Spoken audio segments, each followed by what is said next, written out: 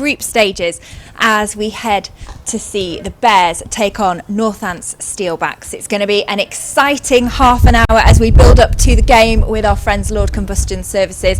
Lots to take you through over the next half an hour. We know you can't be here and we're really, really sad that you're not in the stands. It does make a big difference, but we still want you to be a huge part of today.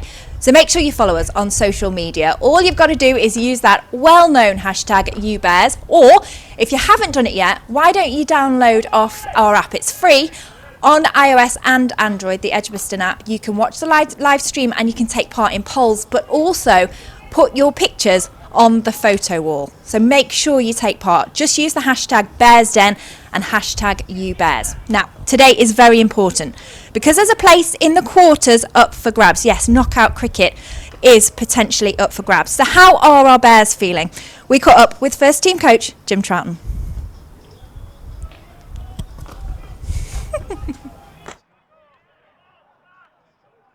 Yeah, great win against Worcester a couple of days ago. Could have done with results going our way elsewhere, which would have assured us a qualification, but it's all in our hands now to put in another good performance against Northants, get some revenge on them and get us in those quarters.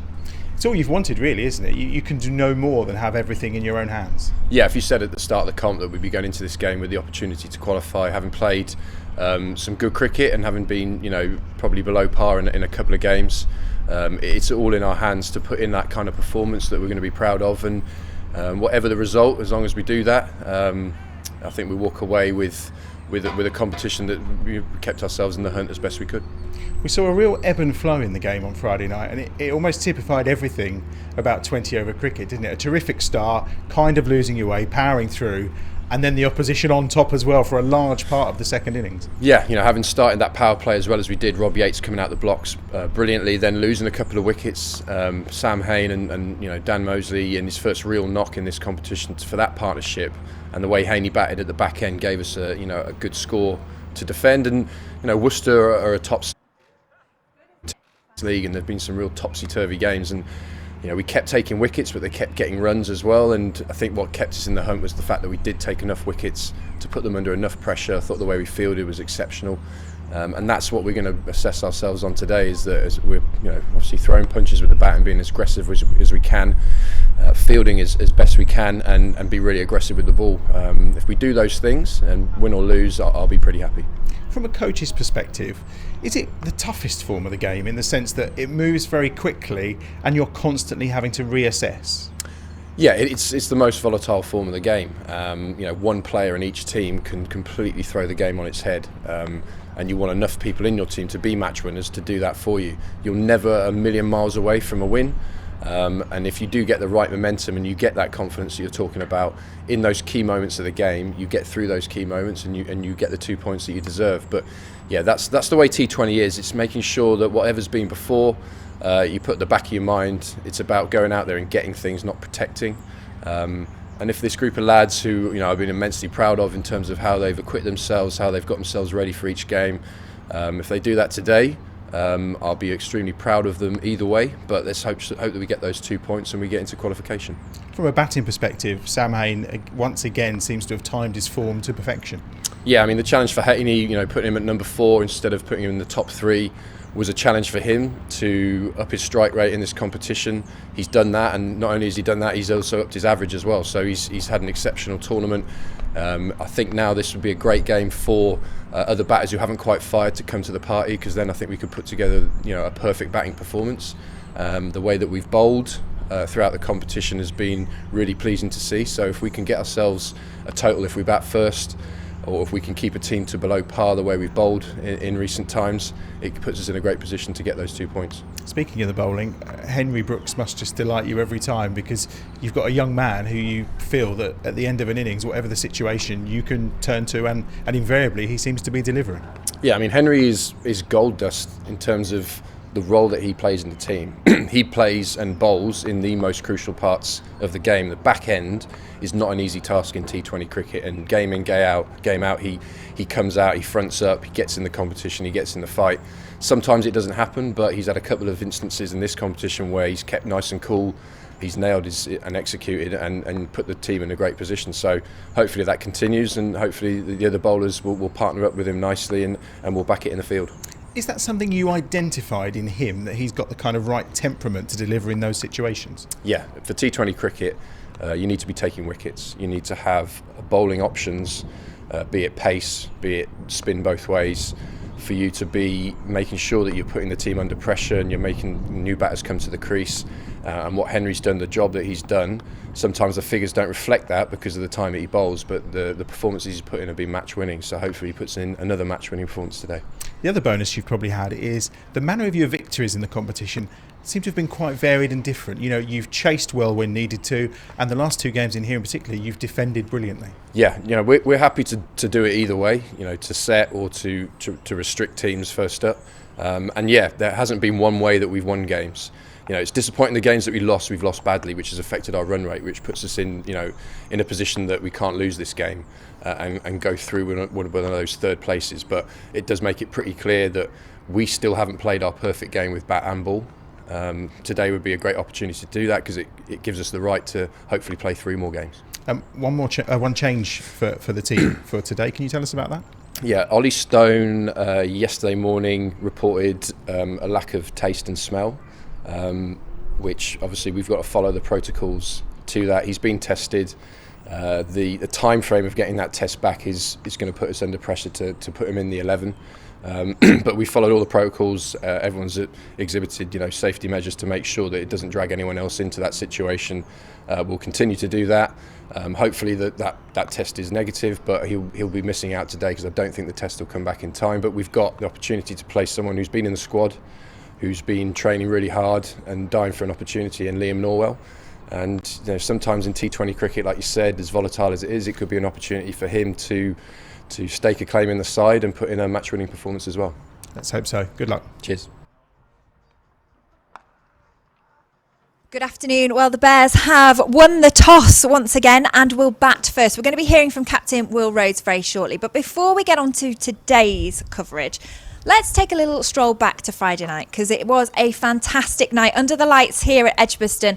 The Bears kept hold of the Norman Gifford Trophy. So let's take a look at the highlights as they took on Worcester Rapids.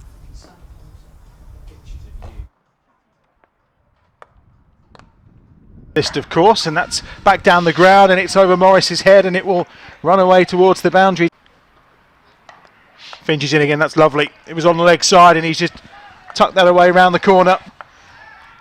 That's into the leg side, and it's all the way. Finch in again. He's got plenty of that as well. Don't even bother. Brown in from the Birmingham end, and Rhodes gets the first one away, and he's off the mark. Diving attempt to stop. It's going to go all the way to the boundary for 4 as well. It's beautifully timed. Hose. This one he gets away to the boundary for 4. Terrific shot. Just waited on that ball from Mitchell. And he's hammered that one down the ground. It's a full toss from D'Oliveira. That's not going to get cut off. That's all the way to the boundary for 4. That's better from Mosley. That's huge. That's massive. The better. Oh, wow. He's done a lovely shot there. That's the reversed. Mosley then has come down the wicket. He's lifted that over the leg side. Has he cleared the ropes again? He has. So mid-wicket. Fantastic. I think he's in the right place to enhance those skills and learn as well. Short ball. Sam Haynes dealt with it for 4. I think I'm just being reminded by Brian Halford that he predicted 173, which with 8 balls to go and the score 159 is a possibility, because Tim Bresnan's gone long here, straight down the ground. Brown again. Oh, that's terrific from Sam Haynes. Just sets himself all the way for 6. Oh, and straight away Henry Brooks has put that into the deep, and it's going to be picked up. They'll just get 2, but it means the Birmingham Bears finish on 179 for 6. 33 without loss. There he's got him. Haynes has gone, and listen to the roar. Well, there isn't 18,000 people in here, but they make a mighty noise, those Bears, when they roar, when they take a wicket. And Haynes has gone off the bowling of Jeetan Patel, and Worcester have lost their first wicket. 33 for 1. Well, one stat I don't have to hand, and I don't think anybody ever will, is how many times Jeetan Patel has taken a wicket in the first over of a spell, because it does happen incredibly often, doesn't it? Bustles in again from that far end. That's an edge gone. So much pace on that as well. It did lift up a bit. Dom Sibley, who's on fielding for Sam Hain, has taken the catch. And he's in that short third man position. So effective in his form of the game. And the pace from Stone catches the outside edge and is well taken by Sibley. 39 for 2 then. 2 balls remaining in the fourth. Well, I did say what fine form Libby was in, didn't I? So off he goes with a second ball blob. But that was a good delivery, good bit of lift from Ollie Stone. And he was just trying to angle it to the leg side as well, which was probably a bit ambitious against a ball that's arriving at the thick end of 90 miles an hour. And Sibley took an easy catch there. 39 for 2. This is looking promising for the Bears now. Rutherford is dangerous. Bowled brilliantly this time last week. And Rutherford's got it. He's up in the air. There is a man under it. And he's gone. Terrific catch. Ollie Stone back in the attack. Chance for a run out here. Oh, he's got to be. He is gone. Terrific bit of fielding. And the man out is Ben Cox. Run out Brooks from this pavilion end. It's 4. It's hit him on the pad and he's gone. Whiteley's out for 12. Bresnan handballs in again. That's up in the air. It's going to be taken. Bresnan's gone after it. And he does take it. It's a good catch as well. Stone's in again. Bowled him! Middle stumps out of the ground. From Henry Brooks. And it's worked into the leg side. They'll get a single. And that's it. It's a 16-run victory for the Bears.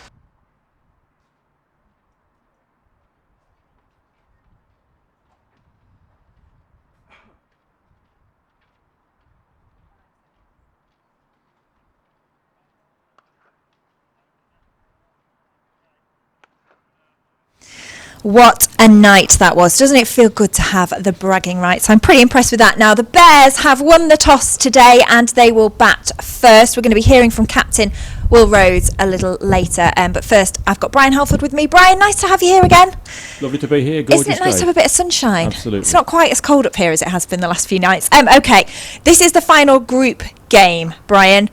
Nerves will be jangling, I imagine, and the destiny for the Bears is in their own hands. That's the way you want it, isn't it? One game left. If they win it, they're in the quarterfinals. That's the simple mission today for the Bears. If they lose, it's they still could go through, but dependent upon a lot of other results. So it's really one win or bust. Yeah, that's not what we want. We don't want it to be reliant on other people, do we? We've got the force of momentum behind us as well. Do you think that will help? Well, indeed. I mean, if the Bears can win today, that would mean they go into the quarterfinals with 5 wins out of 6 group games. That's real momentum, and as we all know in T20, that's so important. Nobody ever plays top cricket all the way through a T20 group phase and then the knockouts.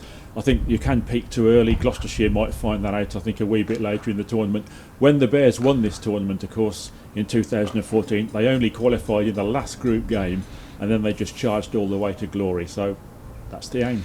Now, these two are old rivals, aren't they? And there have been some classics fought out between the pair of them. Well, they have. These two teams have met more than anyone else in the T20 over the years. 34 times they've met. 17 wins for the Bears, 16 for Northants, and 1 tie.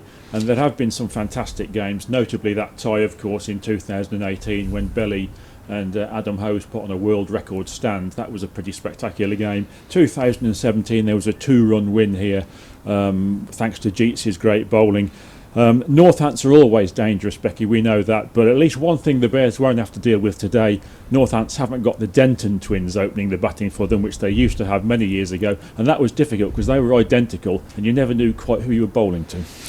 Well, talking of batters, we cannot go without talking about Sam Hain. He's doing spectacularly at the moment, isn't he? He is. Hain's had a brilliant group campaign and obviously as good as ever in the win over Worcestershire, but it's much more about than about Haney. Of course, it's a real team effort if you're going to qualify for the quarterfinals, and the Bears have been contributing in all departments. I mean, on Friday night it was Rob Yates and Dan Moseley, 2 homegrown lads, really contributed well with the bat, and then Henry Brooks with the ball, superb effort to close it out later on. We got Tim Bresnan taking important wickets, Jitan Patel and Jake Lintott really dovetailing beautifully with a spin, so there's lots of ingredients to this Bears side. Perhaps the one thing that's been missing so far, a really big match-changing innings from the top order other than Haney. That's what they'd love to see today. Fingers crossed it's coming. Thank you very much, Brian. OK, so we have got a bit of a change in the team news. Let's hear from the skipper, Will Rhodes. Well, tell us about the toss. Won the toss and we're going to have a bat. You must be quite pleased because so far in this campaign you've dealt with differing situations in terms of chasing and also obviously setting a total. The confidence you've gained from setting a total, is that what drove today's decision? A little bit, yeah. It's obviously a must-win game for us, and I think as a team we're probably more comfortable setting a total and defending, especially here at Edgbaston where we know the conditions slightly better. So we've done it a couple of times here in previous games, so that's probably the main motivator for it. Same wicket as Friday night, still looking good? Yeah, it still looks good. These hybrid wickets don't change much. We actually trained on the first hybrid yesterday, so that's still good after a couple of weeks. So it should be a good pitch. Now, obviously, there's one team change in terms of Ollie Stone. Who's the replacement? Liam Norwell is going to come in for his first game for us. He's been raring to go all tournament really. It's pretty unusual that we keep the same sort of 2-3 seamers throughout the same competition, so it's nice for him to get his opportunities today and hopefully he puts on a show for us. Ollie's taken 14 wickets in the competition, so it is a bit of a loss, but Liam's got plenty to offer. Yes, yeah. When you've got Stone, who's got that extra yard on a lot of bowlers around the county circuit, it's always a pleasure to have him in your team. Is a bit of a luxury card, but Norwell's up there trying to challenge him for pace for pace. So he'll be using the same role as Ollie, trying to take wickets and be aggressive, and also gives it a good swing with the bat. So hopefully he can come in and do a good job. We saw on Friday night the ebbs and flows of a T20 game. I don't think I've quite seen so many for a while. There was times that you looked superb and then others you looked down and out and we were in a bit of trouble. But as a captain, how difficult is that when you are running the field and making those bowling changes? When Tim Bresnan took a little bit of tap early on, the Dan Mosley idea probably didn't work out as you wanted. Your thinking has to change and evolve constantly in such a short space of time. Yeah, I think so. It is obviously tough. T20 is a very, very quick game, but I think the time when you slow it down, take a couple of seconds to think is when you make your correct decisions. We're blessed that we've got 6-7 options with the ball, and I think that always helps. You can always go back to Stoney, like I said before. Tim Bresnan's got loads of experience, so he's going to perform under pressure. Jay Lintot's come in and done well. So these guys are obviously used to playing in these situations, and defending totals is what we've done all competition. So we'll give it a good red hot crack today, and hopefully the changes that I make today will work again. I was talking to Jim earlier about Henry and his mentality in those closing overs and your ability to throw the ball to such a young man who just responds in the manner he does. Yeah, he loves that sort of challenge, to be honest. It's great when you've got a couple of people who want to bowl at the end.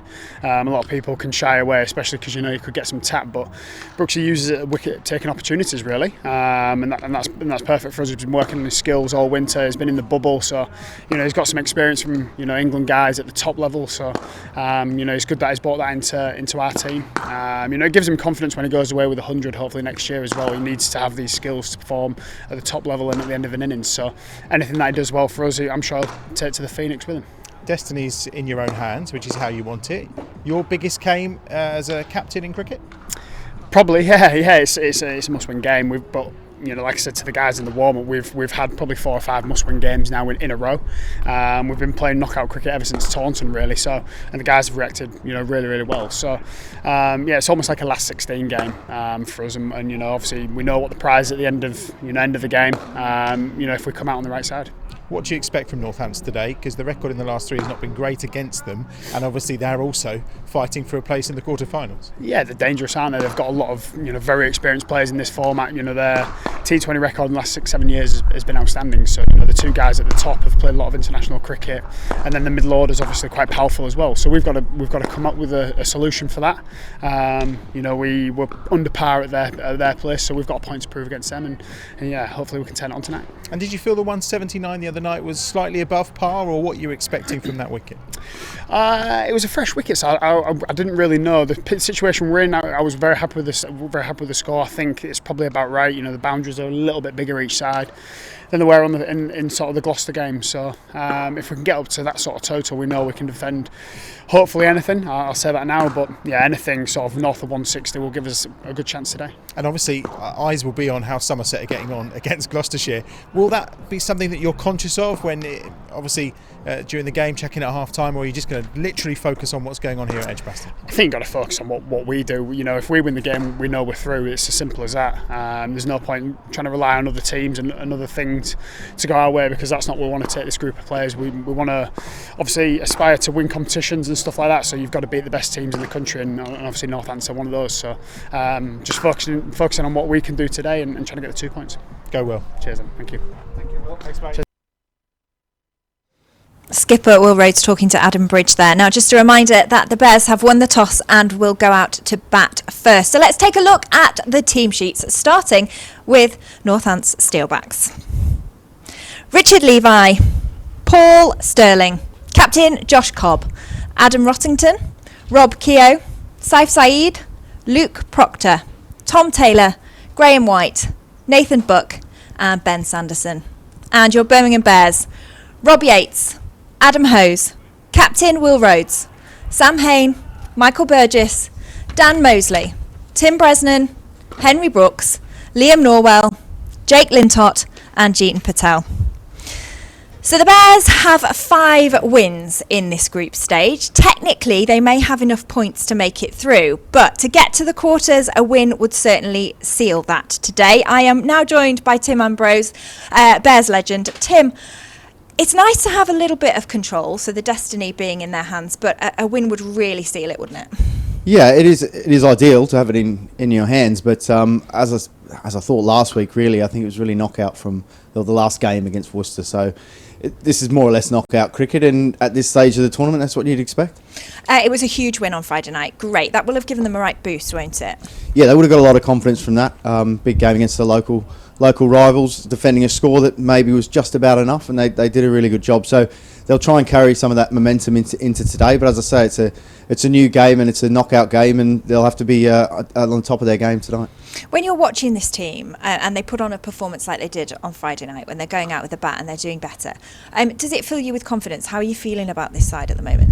Yeah, you've got to feel confident with the performances they've put in. But I would say as well, I don't think that they've played the perfect game yet. And in some ways, that's a good position to be in. I mean, there's been some really good phases, some winning phases of cricket, some good individual performances. But I don't think they've put everything together and played the perfect game in one match. So to know that that's still around the corner, they've still got that up their sleeve. There's still little bits of improvement that can be made. I think that they'll be hoping to sort of reach that peak. We talked about momentum and timing of that, and hoping to reach that peak around about now and the knockout stage and quarters, and hopefully into the finals day. So I think they're in a good place at the moment, in that they've still got areas to improve, and that's a good sign. We've heard from Brian that this is quite a hard-fought battle. You've gone out for the Bears against Northants Steelbacks.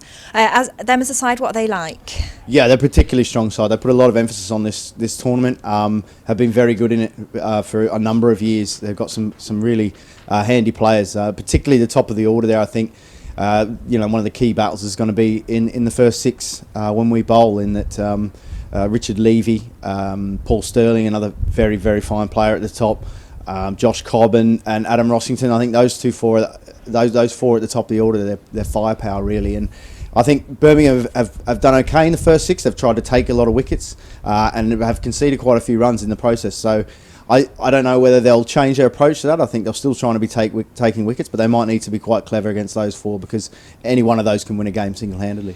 Okay, we will watch with interest. We'll catch up with you in a bit. Now, you've been on the Bears Pod Blast. It's a great way to learn a little bit more about the team in partnership with BBC WM. So let's find out what some of the players make of their teammates.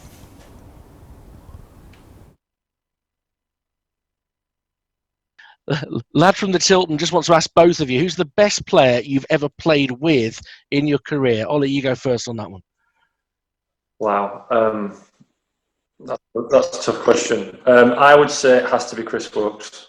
As an ambassador for cricket, an ambassador for Warwickshire, an ambassador for England, what bloke he is, and then what cricketer he is, both bat, ball and field, how hard he works. I think he's. If I was a young cricketer, I would look no further than Chris Woakes. And if you copy what he does, you'd have a very fine career yourself. So I'd say Chris Wilkes. Wow.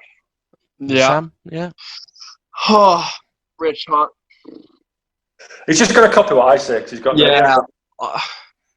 Apart from Hannon Dolby, apart from Shan Snibley, I have to say, I moved to Warwickshire at 17, so being in that dressing room, you're surrounded by, who was it? You had, Jeetan Patel, you had Belly, you had Trott, you had Wokesy, all these blokes that, have played for England and not just played, but done it significantly well for England. It's hard for me to, I guess, choose what you would see the best player that I've played with. From a batting point of view, it's hard to go past, Bell and Trott. Obviously Belly announcing his retirement last week or the week before is, news that, as you say, I was a little bit shocked by, and probably one I didn't want to read because he just felt like he could keep going. So probably either of those two are probably, when I first came into the dressing room, I couldn't help but, as you say, you put those names on a bit of a pedestal just because of what they've done for not only Warwickshire, but, in international cricket as well. So it's hard for me to choose one, that's for sure. But I'd probably say either of those two are probably the best two that I've, had the privilege of playing with.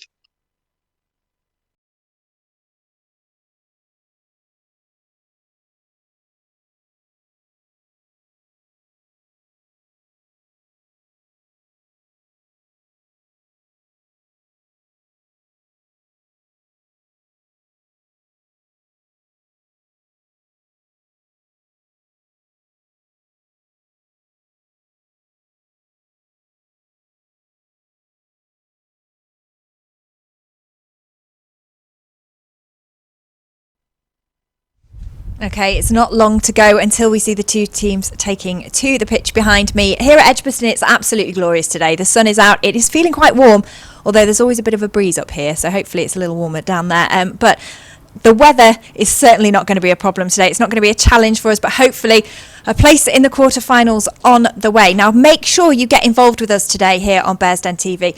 Use the hashtag YouBears or go through our free app, Edgbaston app. Make sure you download it. It's free on iOS and Android, and you can use the photo wall there. Please send your pictures through to us. We want to see how you're enjoying today's game. But for now, I am going to hand over to our commentary team of Adam Bridge and Brian Halford. Thanks very much, Becky. We await the arrival on this beautiful Sunday lunchtime of the two teams. Alongside me, here's Brian Halford, and just appearing are our two umpires for today, Paul Pollard and Jeremy Lloyds, who make their way towards the centre for this crucial encounter. The nerves are already kicking in. I thought they were bad on Friday night in the tense Derby victory over the Worcestershire Rapids. But victory today and guarantees that quarter-final place in the Vitality Blast. And if a number of other results go our way, Brian, we may just get a home tie, but that's a bit of a long shot. It is, but it's there to be shot at, isn't it? And if the Bears can pull it off today, that would send them into the quarterfinals with 5 wins out of 6 behind them, and that's the sort of momentum that you want going into the knockout stages. So, as you say, Adam, it's all to play for. Both sides, of course. Northamptonshire is still very much in the qualification mix, so it's all set for a cracking game. And we will, of course, keep you posted on the other key tie that's taking place in the central group of the Vitality Blast. That sees runaway leaders Gloucestershire taking on Somerset in Bristol. They're already underway there, and Somerset are batting first in that tie, of course. So we'll keep you across that, but all eyes will be firmly focused on Edgbaston, and these two always produce a really thrilling encounter, don't they?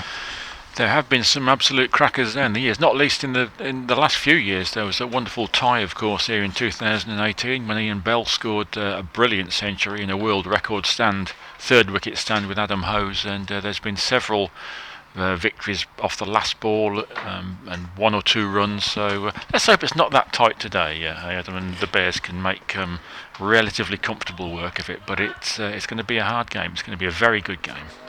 Rob Yates and Adam Hose opening up for the Bears, and it'll be the skipper of the Northamptonshire Steelbacks, Josh Cobb, who's going to open the bowling from this pavilion end. We're almost underway then, the final group game in the Vitality Blast, and it's Bears Den TV, and it's Cobb to get us going. Carefully watched by Rob Yates and played out into the offside, and immediately fielded on this near side by Graham White, who's one of those who still has the old sun hat on, the floppy as they're more commonly known. Cobb bowls again, and that's better from Yates straight down the ground, but they have got posted a long off, and the fielding is done just down beneath us, and that will just be a single and gets Adam Hose on to strike then to face Cobb in this first over. And Adam Hose, of course, will probably try and put a few wrongs right in this innings. He was really frustrated, I think, on Friday night against the Worcestershire Rapids because he was timing the ball absolutely beautifully, but time and time again was picking out fielders, and in the end the frustration told. First time out here against Cobb, and it's straight down the wicket and back to Cobb from Hose. Same strip we played on Friday night. These hybrid wickets do tend to hold up incredibly well, and this time Hose has swept early, and he swept all the way for 4. It's a desperate attempt on this square leg boundary to try and cut that ball off. I think it was maybe Ben Sanderson, I think, was trying to do the fielding then, but it's all the way to the boundary, and it's 4 runs for Adam Hose. Yeah, great start there for Adam Hose. As you say, Adam, the other night he was timing the ball beautifully but picking out the fielders. It's been a question of nearly in this tournament so far for Adam Hose. Several cameos that have promised much. The Bears would love him to play a really big knock today. Cobb in again. Hose this time is just forced backwards and plays it out in the offside. 5 off the first 5 deliveries of Josh Cobb's over. It was Ben Sanderson doing the fielding out here on the near side. Lots of players out there with towels tucked into the back of their trousers. That's just going to be another single to finish the over. Saif Zaib doing the fielding on this occasion. And that's the end of the first over then of the power play. And the Bears 6 without loss, 5 for Adam Hose, and just the 1 so far for Rob Yates. Yes, a quiet start. But there's nothing wrong with that. There's no need to go all guns blazing right from the very start. Some counties do, of course, and Northants, I think you can expect them to go all guns blazing right at the top with Sterling up there to open with Levi. But sometimes, as Kumar Sangakkara famously said, you have got more time than you think in T20, so you can afford to have a look, and that's what Yates and Hose have done in the first over, as Adam Hose prepares to face the second from Ben Sanderson. From that Birmingham end, it's another cloudless sky across the city of Birmingham, certainly above us. There's a few in the distance, but it's a beautiful afternoon for cricket. It's a shame that we're not packed out here at Edgbaston to see this final qualifying game in the central group of the Vitality Blast. 6 without loss, then start of over 2, and Hose through the covers. That's going to race away for 4. Terrific shot from Adam Hose. Lovely cover drive. No stopping that all the way to the boundary, and the fetching work being done by Luke Proctor. That's a terrific shot. It was a great shot. There was nothing too much wrong with the ball, wasn't it? It wasn't a half volley. It was just a decent length ball, and Adam Hose placed it to perfection. Moves on to 9 from 5 deliveries. Really good start from Adam Hose, showing intent. These two, of course, got off to a good start, predominantly courtesy of Rob Yates on Friday night. Hose just fences at that one outside the off stump, through to the arms of Adam Rossington, the wicket keeper, wearing the number 7. Good delivery from Sanderson, who is a really good seam bowler. Very, very good competitor. I'm a little surprised actually that Northants haven't got a slip in at the start. Even after that one went past the outside edge, they have not been tempted. Just having a look round for that 2 fielders that are out at this moment in time, as Hose again cracks that one away, but just a backward point where it's fielded by Graham White. We've got a deep square leg, and we have Richard Levy is in his usual position of third man early on. Not the most agile of fielders, Richard Levy, so they do tend to try and hide him away. And the one player with no number on his shirt on the outfield today, that's Tom Taylor, who's just joined on loan from Leicestershire Foxes for Northants, straight into the team. And he'll do some fielding here as that's turned around the leg side from Adam Hose, and they'll scamper through for a quick single. Score on to 11. Hose on to 10 and into double figures from his first 8 deliveries. I think Adam might feel he missed out slightly there. It was just angled down the leg side from Sanderson, and if Hosey had connected cleanly with that, it could have skimmed either side of short fine leg for 4, but he picked out the fielder. Good running though, good single.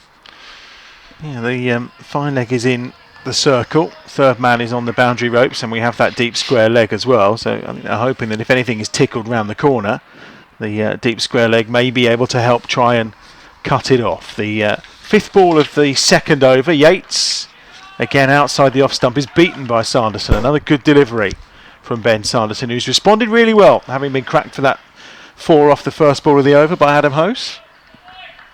Yeah, there was a little bit in the wicket for the bowlers on Friday night, wasn't there? These pitches tend to be pretty good for batting, and it wasn't bad, but it was a little bit of encouragement for the bowlers. So it wasn't the 180, 190 track that we all thought it might be on Friday, and perhaps this is going to be similar. Last ball of the second over. Yates just plays it out, and it's actually fielded by Rossington in the end as it dribbles into the offside. There's a quick single, 12 for loss then. No loss at the end of the second over. Yates is on 2, Adam Hose is on 10. We had some fantastic pictures from you on Friday night of you watching in your Bears den, and same again for this afternoon. You can enter for a chance to be our Scrivens fan of the match. We want to see your photos. Where are you watching our Bears dens TV coverage, and show us your Bears dens at home. To get in touch, just get on Twitter, use the hashtag Bears Den, and the best den will win a new Bears T20 shirt and 2 tickets to a Bears game in 2021. We'll announce the winner during the second innings, but we also, between overs, like to show plenty of your pictures as well. So get in touch, hashtag Bears Den on Twitter, and show us where you are watching this afternoon, wherever you are in the world. Tom Taylor's going to get a first bowl. And he's managed to sign the paperwork, but no time to put a number on the back of his shirt. But he'll bowl from this pavilion end. And he's bowling to Rob Yates, who has lifted him all the way. His first ball in Northamptonshire colours goes for 6. It's a terrific shot from Rob Yates. He's off again, and he clears that boundary with ease. Yes, 12 rows back, that went.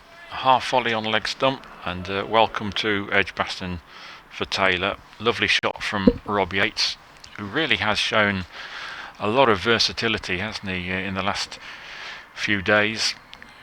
Didn't start off the T20 campaign in the side. As I said, Pollock got the gig up top, but Rob Yates, having shown how well he can bat in red ball cricket, has really taken adroitly to the white ball stuff. Really good 30 odd the other night that set the Bears up for a decent total, and he picked that one up beautifully. We were talking between yourself, me and Tim Ambrose, about what was kind of par score on Friday night, weren't we? And just talking to Will after the toss, he thought the 179 was about par on that wicket. As Yates goes again this time, he's not quite got as much, and he might be out, and he is. It's a terrific catch over his shoulder, brilliantly taken.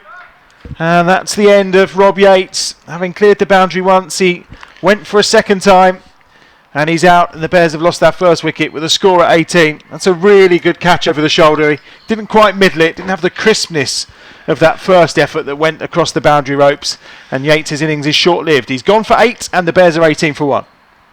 Yeah, the ball wasn't really there to pull. It was a little bit too far up to him. He got it on the top of the bat, almost got away with it. It was a very good catch taken with the ball dropping over his shoulder, and Yates, it's not going to be his day today. He goes for 8, and the captain Will Rhodes goes out to join Adam Hose. Yeah, Rhodes batted at 3 on Friday night as well, of course. And Adam Hose and he used to batting together. 18 for 1. 2 balls gone in the third over. Not ideal from Rob Yates, and that's the nature of this game. Sometimes those come off, sometimes they don't. It was a really good catch taken over the shoulder. I think it was by Ben Sanderson. And Taylor's Steelbacks career has started with a 6 and a wicket. Let's see what the third ball holds. Bowls to Hose. Again, drives out into the covers. Decent bit of fielding. They'll get a single. He moves on to 11. Brings Will Rhodes on to strike. 19 for 1. I asked Will if this is his biggest game of his captaincy in his cricketing career, and he thinks it just about is, because knockout cricket is so important. Yes, and you were just mentioning before that wicket fell.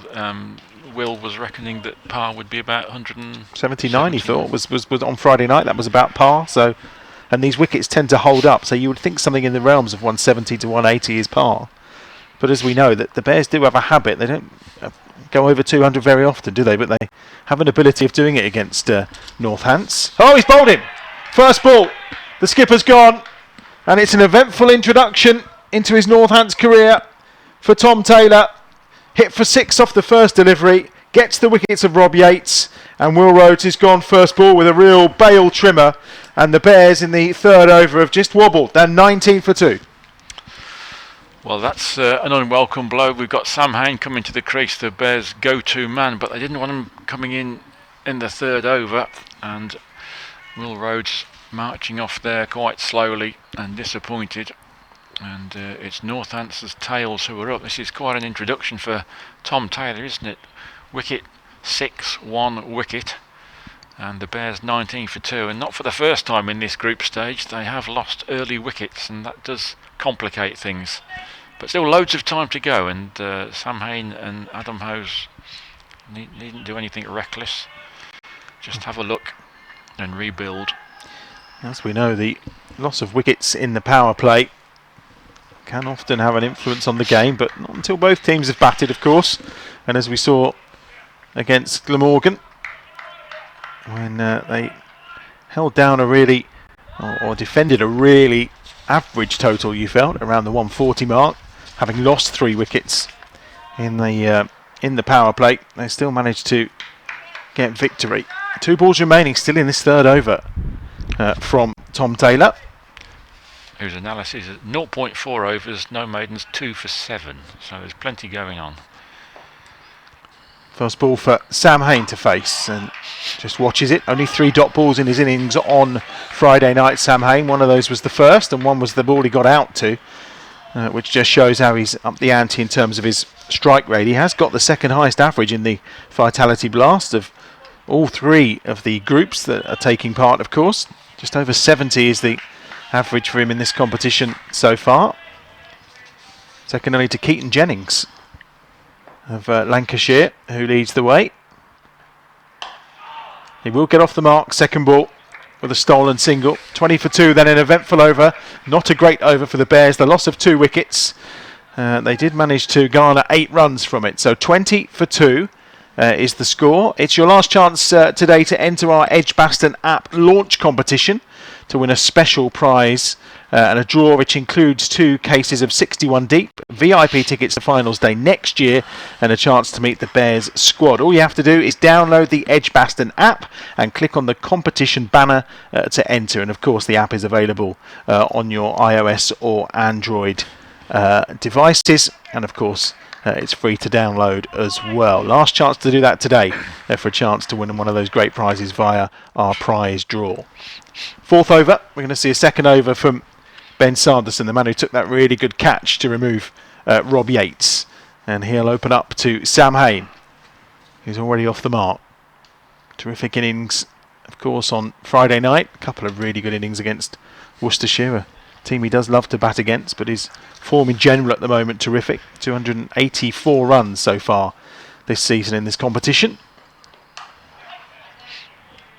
No single there. It's well fielded by Graham White.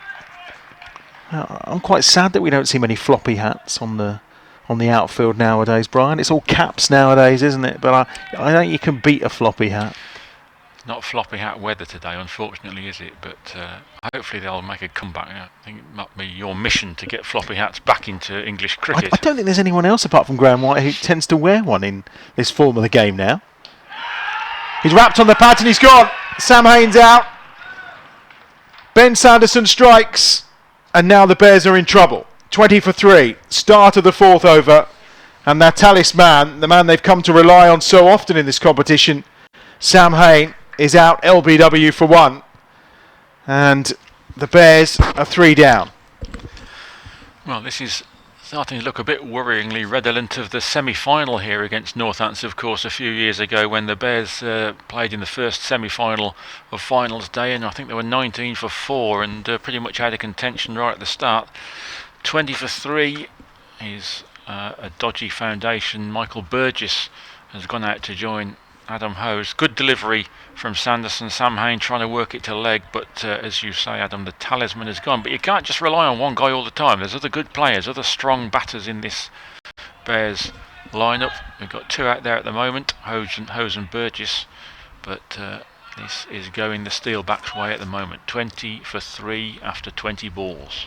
With Tom Taylor and Ben Sanderson finding a decent length and line on this wicket. Adam Hose now very much becomes the senior partner, and really it would be good to see Michael Burgess deliver some runs in this T20 competition. Sanderson in again, and he's gone. First ball, he's caught at first slip. Richard Levy takes the catch, and Burgess is gone, and that's the second golden duck of this Bears innings. And there's real trouble on now. 20 for 4. Well, the Steelbacks did put that slip in, and that's why, because that was another great delivery from Sanderson, who really is a class operator, and Michael Burgess is walking off very, very slowly there, and it's all gone very pear-shaped early on for the Bears. 20 for 4, 2 wickets apiece from Taylor and Sanderson. Yates 8, Rhodes first ball, Hain 1, Burgess first ball. Good game to win from here, Adam. Dan Mosley will enter the fray. I mean, after Friday night's terrific start, when they slumped to around 76 for 4, wasn't it? We did feel that they would struggle to get up above 150, and they still made their way to 179, courtesy of Dan Mosley and Sam Hain, and some good hitting towards the end. But 20 for 4 feels like a really difficult position to try and muster something from here. But at this point, I mean, Jim said it pre-game and Will said it as well, you're constantly having to reassess, and all of a sudden from this position the Bears will be looking to well, first of all, see out the overs at this rate. It's 4 wickets in 8 balls, I think. It's Northamptonshire have struck very, very hard. So Moses on strike, turns that one immediately round the corner. I'll get a single. Brings Adam Hose onto strike. The Bears onto 21 for 4. And the hopes of Ben Sanderson delivering a double wicket maiden have gone. 2 for 7 from his opening 10 deliveries in this match today. A lot of talk there between Josh Cobb and Sanderson. Only really the wicket of Rob Yates was probably self-inflicted in terms he was going for another big hit, having just crunched to 6. The rest have been down to some really good bowling. Sanderson again is turned off his legs this time by Hose. It's between 2 fielders and they'll be able to nip back for a second. 2 much needed runs. The Bears under 23 for 4. And now a lot of the weight of this innings is going to fall on Adam Hose's shoulders. That's right. He's yet to deliver a big innings in this group stage this year. This is the day. But what a curious game T20 is, Adam, isn't it? The Bears on a roll, 4 wins out the last 5. Northampton has lost the last 4. All the balance of power seemed to be going one way, but it's all gone the other way so far. 23 for 4. Last ball of the 4th over coming up. Huge game, must win for both teams really. The Bears may be 2 ahead in the table, but with Northants on 9, knowing that a victory from them with a better run rate would certainly secure them a place in the quarter-finals in some way, shape or form. Single off the final ball, Hoses onto 14, 24 for 4 from the opening 4 overs. Reminder, the new England T20 shirt is now in stock at store 94. Very natty it is too, plus a wide range of England and Bears items. Visit edgbaston.com to take a look, and you can buy your new England T20 shirt online. 5th over, no surprise that we're going to see Tom Taylor return for a second. Took 2 for 8 in his first over, including the wicket, of course, of the captain, Will Rhodes, and of Rob Yates too. 2 left-handers, and he's bowling to Adam Hose this time, who's on 14. So much will be on his shoulders. from the pavilion end then for Taylor. Field is well spread. We've got a third man and a deep square leg as the two out players. Oh, he's just cut that down. He was trying to work it in the offside, but it's ended up on the leg side, and there'll just be a quick single for Adam Hose, who moves on to 15. Yes, not a shot that will have given the Bears dressing room too much comfort there. Adam got quite close to that and almost squeezed it onto his stumps, and still 16 or 15.5 overs to go, still plenty of time. So Adam Hose and Dan Mosley have just had a good chat between overs there, and I'm sure they were saying, well, let's just take a bit of time here, because the last thing you want to do is not use 20 overs when you've only got 20 at your disposal. Very much so. Somerset are off to a fairly decent start against Gloucester at the county ground, 53 for 1 in the 6th over for Somerset. Of course, it's a key fixture in terms of what also happens here. It's played out nicely by Dan Mosley. Though the equation initially was simple, i.e. win, and you get through, there are other equations that come into it. And again, you never know how these wickets are going to perform. There's a little bit in for the pace bowlers, and the Bears do have, of course, that superb lineup of seam bowling from Bresnan and Brooks and Norwell, who's in the side today. It's Taylor again. Turned around the corner this time by Mosley. They'll get through for a quick single. 26 for 4. Mosley on to 2. Brings Adam Hose on to strike. Hose being looked at very much as a linchpin now for the Bears, but Dan Mosley just doesn't seem to do pressure, does he? He's played some really strong innings in red ball and white ball cricket. He's a young fellow with lots of confidence and lots of talent. It's a difficult position this for the Bears, but Mosley won't be intimidated by it. Hose just fends that one back from Taylor. There's no run. Just 8 balls left of the power play. 26 for 4. Bit of chirping going on in the outfield, as you would expect from the Northamptonshire Steelbacks, after making such a strong start. Just 2 runs off the over so far. Just 2 singles. Taylor's in again. Hose turns that one round the corner. It's fielded, and there's a chance of a run out here, and he would have been if it had hit. Richard Levy, who's fielding it short, fine leg. A direct hit there, and I think Dan Mosley would have been well out of his ground. They do get the single though. Hose on to 16, 27 for 4. Yes, he certainly would have been gone there. I mean, Levy is not the most fleet of footed cricket fielders, but he had ample time there to take aim, and that really would have been a disaster in cricketing terms, wouldn't it? A run out in this situation. Last ball of the 5th over. Taylor's in again. Turned on the leg side by Mosley, but straight to the fielder. It's well stopped by Luke Proctor, and that's the end of the 5th over. 27 for 4. No further loss of wickets in that over from Sanderson, but a good one nonetheless. Just 3 runs from it. And Adam Hose is on 16. Dan Mosley on 2. 27 for 4 then, with 1 more over to come in the power play. And it'll be interesting to see who delivers that from the pavilion end. It is going to be Ben Sanderson, who I think is going to bowl his 3rd. Already got 2 wickets, of course, for 10 runs so far. Tim Ambrose has arrived alongside me. Tim, not the start we wanted. No, not ideal, was it? Not ideal at all, but still plenty of quality to come. These two in the middle are very good players, Bresnan and Brooks behind them. So Bears still got a lot of work to do, but they're capable. Struck on the pad. Already taken 1 wicket by striking the pads of Sam Hain. This time it's turned down by Paul Pollard, our umpire at the far end. 27 for 4. 5 balls remaining in the power play. But as Brian has said, still so much time left in this innings.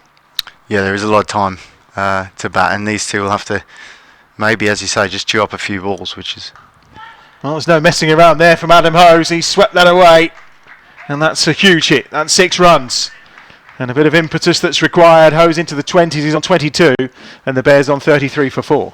Yeah, I'd love to see that from Adam Hose. To be honest, it is one of those situations where you you would say perhaps consolidate and rebuild, but there's very little point in consolidating, rebuilding and clawing your way to sort of a 120, 130 that just isn't going to be enough. So they need to keep scoring, they need to keep taking options, they need to keep backing themselves, and Adam Ho's showing there that is how he plays best. He plays positively, he hits boundaries, so he needs to keep that mindset despite the risks if he does get out here, but he needs to keep that mindset, play positively to give Birmingham a chance here. Sanderson in again. Hose this time just back down the wicket. He'll just take a single there. These two run well together. Hose moves on to 23. 34 for 4. We did see on Friday night there was just a little bit in it for the Seamers at the start of each innings. Yeah, I did think there was, certainly in Birmingham's innings, the first innings of the game. The mode of dismissals here would suggest that there is a little bit of nibble, a bit of seam movement in the wicket, sort of LBWs and nick-offs, and if anyone's going to get any movement out of the pitch, it's Ben Sanderson. He's an expert at hitting the seam and on the right length and causing problems for batters. So there's another one there, just nipping back through the gate, I think, of Dan Mosley. So he utilises anything that's in the wicket very well, and he's done well here. But there'll be some hope with that for Birmingham when they bowl. Obviously, as you mentioned, with their seam attack, which is very strong, they'll be hopeful they can make some inroads when it's their turn. But still a lot of work to do before then. Dan Mosley just trying to come down the wicket a little to Sanderson, just to try and negate some of that movement. This time he does stay there. He's wrapped on the pads, and they'll make their way through for another quick single. 35 for 4. Mosley on to 3. Well, it says there was some bat involved there. Didn't get too much on it. 8 off the over so far. One more ball to come from Ben Sanderson. That will complete his 3rd over, and he's taken 2 for 17 so far. And actually, yes, it was a leg bite. So Mosley stays on 2. Hose is on strike. 23 not out. Final ball of the power play for the Bears. He's got a thin nick on that one. That's going all the way to the boundary for 4. Well, we'll take those. There were plenty that went Worcester's way on Friday night. 39 for 4 then. And that's at the end of the power play.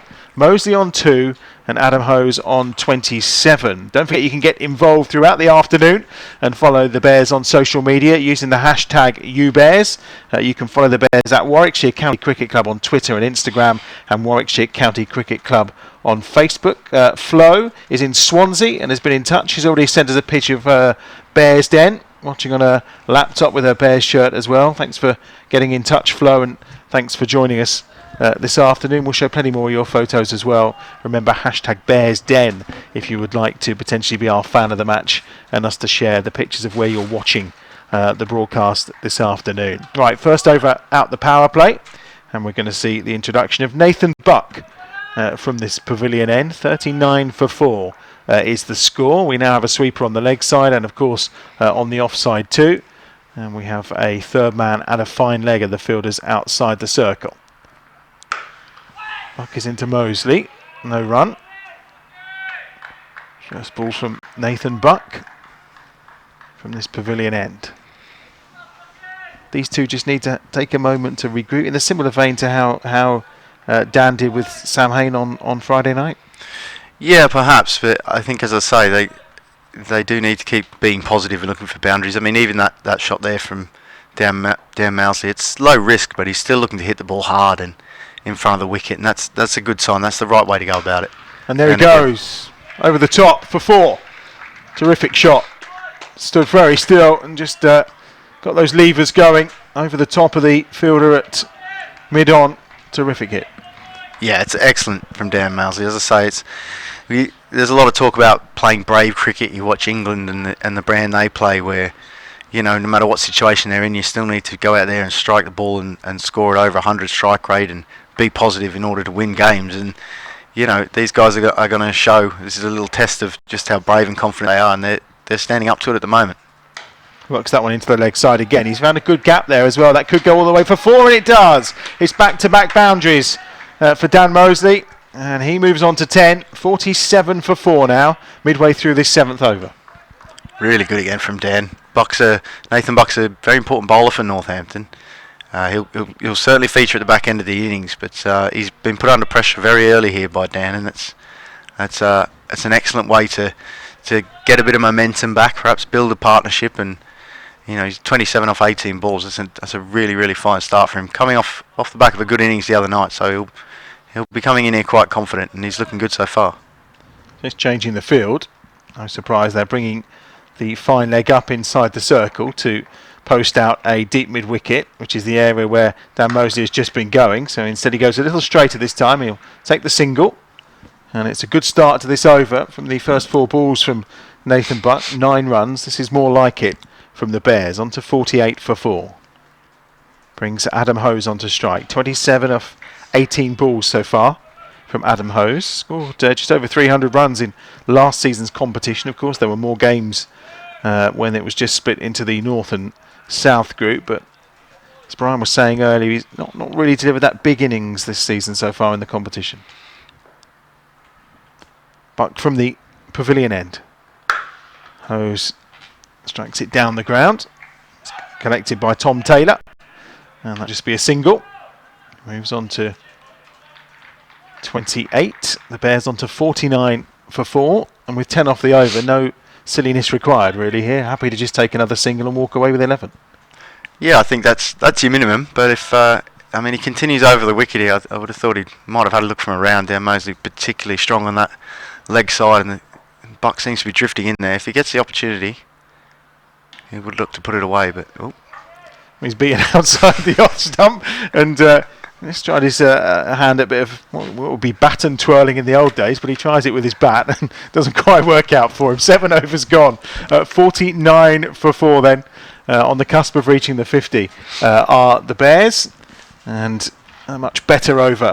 And the question now will be what they do at the Birmingham end, and it's a fairly hefty conference taking place between captain Josh Cobb and also Adam Rossington, the wicketkeeper as well. Whether probably to bowl Sanderson out, or actually they're going to bring Graham White into the game. I think this will be a very important stage of the innings here. Adam Hose likes to get after the spinners. He likes to hit big balls down the ground. He's got a very good sweep shot on him.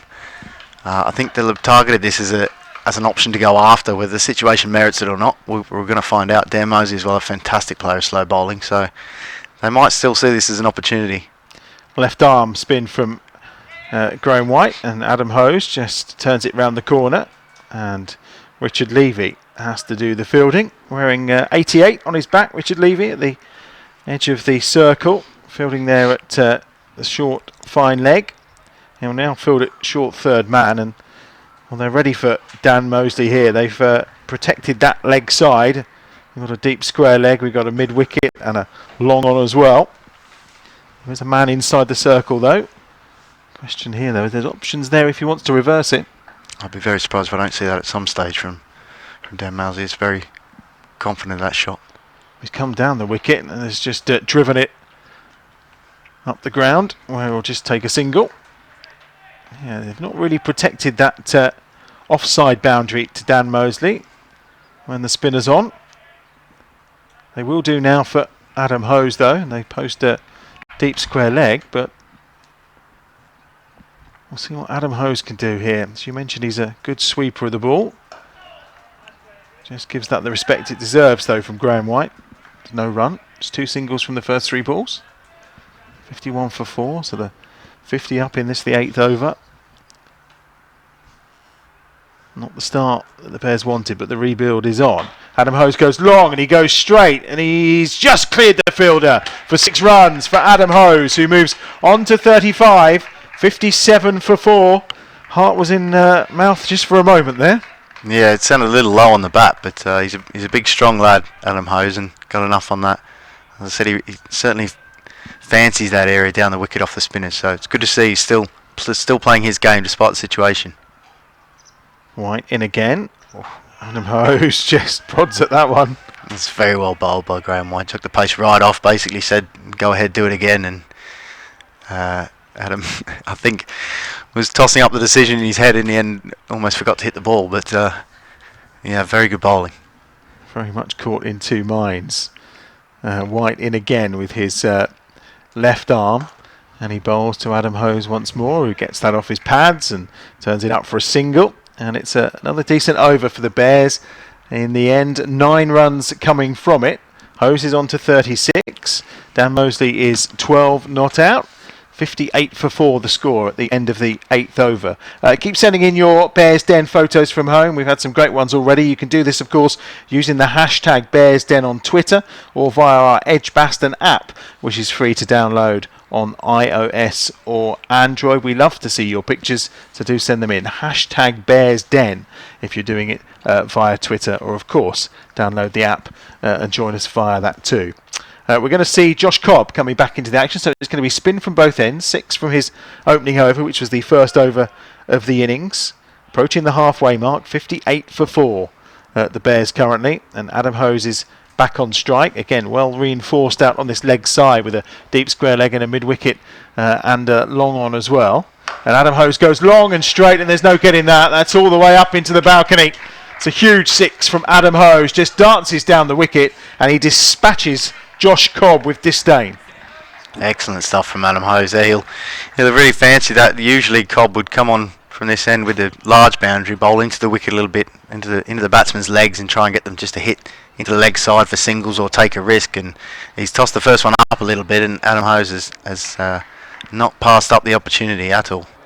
42 now from 25 balls for Adam Hose. 64 for 4. This one he does bowl a little bit shorter and into the wicket, turns it onto the leg side. It'll just be 1.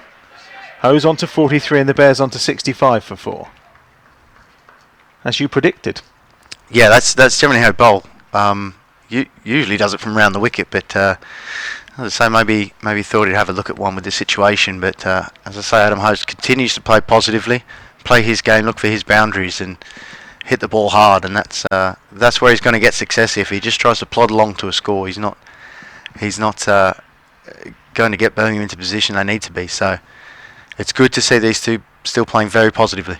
Dan Mosley, 12 from 12. He's come down the wicket. He'll take another single there just by playing the ball up to long on. Run a ball from Dan Mosley is okay at this time, isn't it, when Adam Hose is going in the manner that he is? It's fine, yeah, and he's still showing that intent, so he's still putting bowlers under pressure. And yeah, as you say, if Adam fancies a bowler, he's eyeing it up well, then just get him back on strike. 8 off the first 3 deliveries of Josh Cobb's second over. And again, Adam Hose goes down the ground, this time just for a single. 67 for 4. Hose on to 44 now. And the partnership between these two is now 47. So it's ticking over very nicely. Brings Dan Mosley back onto strike. Last man out, of course, was Michael Burgess for Nort. And there's that reverse sweep we talked about. And he's got it away from the fielder. And that's going to run all the way to the boundary for 4. And that's an excellent shot from Dan Mosley. Clever use of looking at those field positions and turning it round with that reverse sweep. 4 runs and he's on to 17. Very good from Dan. That's part of his game plan. That's what he does well, and not perturbed at all by the situation. And he's going to play his natural game, and that's really good to see. A very good option for him, that. And that brings up the 50 partnership between these two as well. 51. 71 for 4. Last ball of the over from Josh Cobb. 13 from the over so far. Cut away, rocked onto his back foot, and there's going to be no run there. That's very well fielded on this occasion by Luke Proctor. There's no run from it. That's the end of the 9th over. 71 for 4. 51 partnership from these two, and they've done a really good job so far of rebuilding this Bears innings. Yeah, it's amazing how different the game looks when you get a little partnership together. It was very frantic early on, wickets falling, batsmen just looking to survive, and you start to get a little partnership. You attack the first couple of balls the over, look to pick up an early boundary, and then you can tick away and maybe get another loose one. But it almost looks a simple game at the moment, the way these two are playing. Just pick up that early boundary and then bat the rest of the over, and they'll be hoping to and needing to continue this partnership for a little while yet. 33 balls this 50 partnership's come up in. Just tries to sweep there, Adam Hose. Keeper doesn't get anything on it, and picked up by Richard Levy. It's going to be a leg by. 72 for 4. That's really good going, actually, in the situation they was in. A 50 partnership in 33 balls is a terrific effort. It's excellent. It's really good. It shows as well that the wicket is pretty true. So they'll be knowing again, as they mentioned the other day, that par is going to be around about 175, 180. So they've worked out they're going to need to get themselves to that, as I say, living to a okay total. As good as the bowling has been for Birmingham this season, this competition, that might be too much of an ask against this batting lineup. Graham White in again to Dan Mosley this time, who steps back and cuts him away to the offside boundary just for a single. 74 for 4, sorry, 73 for 4. 18 now for Dan Mosley. 4 balls remaining before we reach the halfway point. Elsewhere, by the way, Somerset 80 for 2 in the 11th over against Gloucester in that game at the county ground in Bristol. White's in again. Hose just taps it into the leg side. Richard Levy will do the fielding. Another single. Graham White being shown the respect that he deserves as he's bowling quite nicely here. 3 off the over so far. Dan Mosley back on strike. Once again, that reverse is an option. Outside of the wicket not covered off. Instead he goes down the wicket. I think Graham White saw him coming there. He's got his hands on his head. And it's just played into the leg side for another single. Yeah, he's a very wily bowler. Graham White, been around a long time. Been very successful in this format as well. And Birmingham, as you say, giving him a little bit of respect. He's always watching the batsmen and looking to catch them out if they try to premeditate anything. White again, 5th ball of the over. Well, stopped that time by Luke Proctor. Well hit by Adam Hose. He's on 45 from 30 balls. 1 ball to come, just 4 off the over so far. Better over this for the Steelbacks as we head to the halfway stage.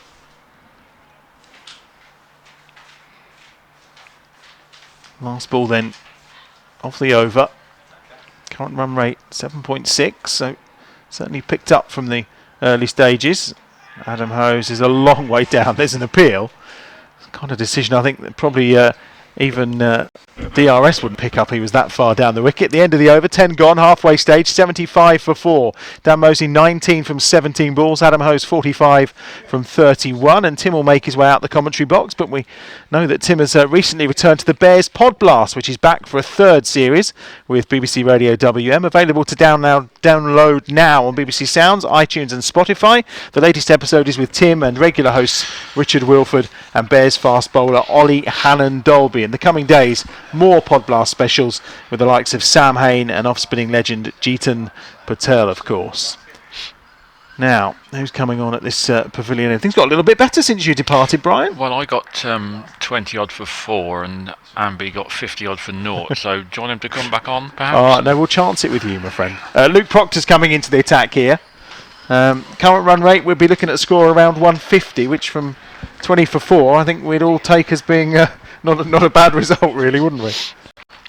Good partnership between these two. The 50 coming up in just 33 balls as well. 75 for 4 then. And it's Luke Proctor who's going to bowl from this pavilion end. Coming round the wicket to Dan Mosley, who strikes him into the leg side. There'll just be a single there. Despite there being no fielders cutting off the one at all. There was a charge in from the boundary. And it brings Adam Hose back on strike.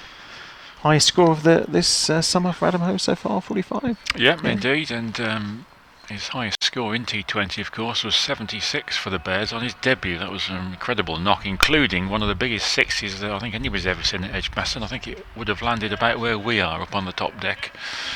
Well, I'm primed if it does at any point. He's taken the risks when needed to so far in this innings, but very measured and composed from him so far. He's got that one away, but only as far as... Good stop there by Richard Levy. Richard Levy, maybe a stop now. It's Paul Sterling, actually, who's fielding that one at backward point. No run, 76 for 4. Good start from Proctor. And a decent line in length.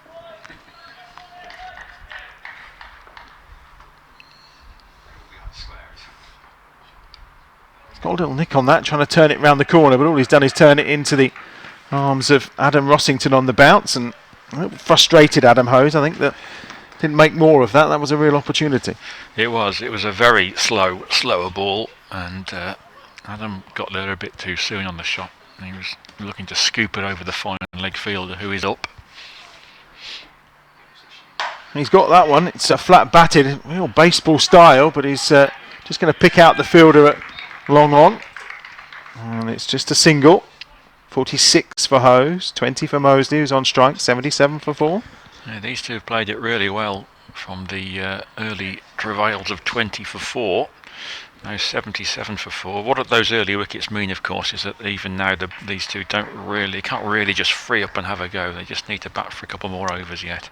Just 2 off the over so far. Proctor's in again, off the legs by Mosley. Just be a single, though. It's going to be fielded at long on.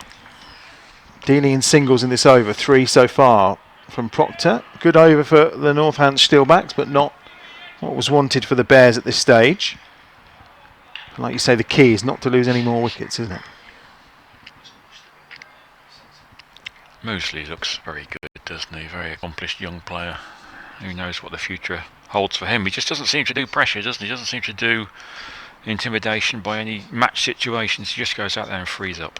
Proctor in again. Turned around the corner this time by Hose. It's not quite going to reach the boundary. There's a double act doing the fielding. It's going to be 2.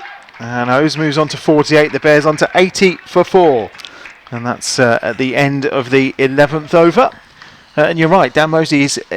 the temperament of some of these young cricketers coming through the Bears, I think, is a testament to the work that's done here, isn't it? Because you look at Henry Brooks when he's bowling at the death of these games, and the way Dan Mosley's come into this side, it's terrific stuff. It is, and similarly Rob Yates has come in and it's been a case of pressure. What pressure? Yates didn't come off today, but really good knock the other night, and I know in the academy here it's much more about working on them as cricketers. The temperament has got to be correct as well. Without that, you can have all the talent in the world and you're not going to succeed as a cricketer. So they are trying to make them all round people as well as cricketers, and it seems to be working. Hashtag Bears Den for your photos of where you're watching around the world this afternoon, our Bears Den TV. Carl Titmus just, one of his popped up on screen. He's in Nether Whittaker, where he's enjoying the broadcast this afternoon. That's a lovely shot from Dan Mosley. Going to pick out the fielder on this near side, though. And it's just going to be a single. 81 for 4 in the 12th over. Mosley on to 22. Hose on to 48 as things stand. And the bowling up that far end from Nathan Buck, who's into his second over. Yes, lovely to have a guest from Nether Whittaker there. Dan Mosley's first club, of course. Yeah. Just up the road from me. It's a nice little club, that. Often waterlogged, though. I will say that when I drive past. Adam Hose will put that into the leg side. Just going to be a single. 82 for 4. Used to be a nice garden centre there, Brian, actually. Really? They built houses on it, though. Oh, what a shame. So at least they haven't built on the cricket ground. That's no, this is true. Give it time, Brian. Give it time.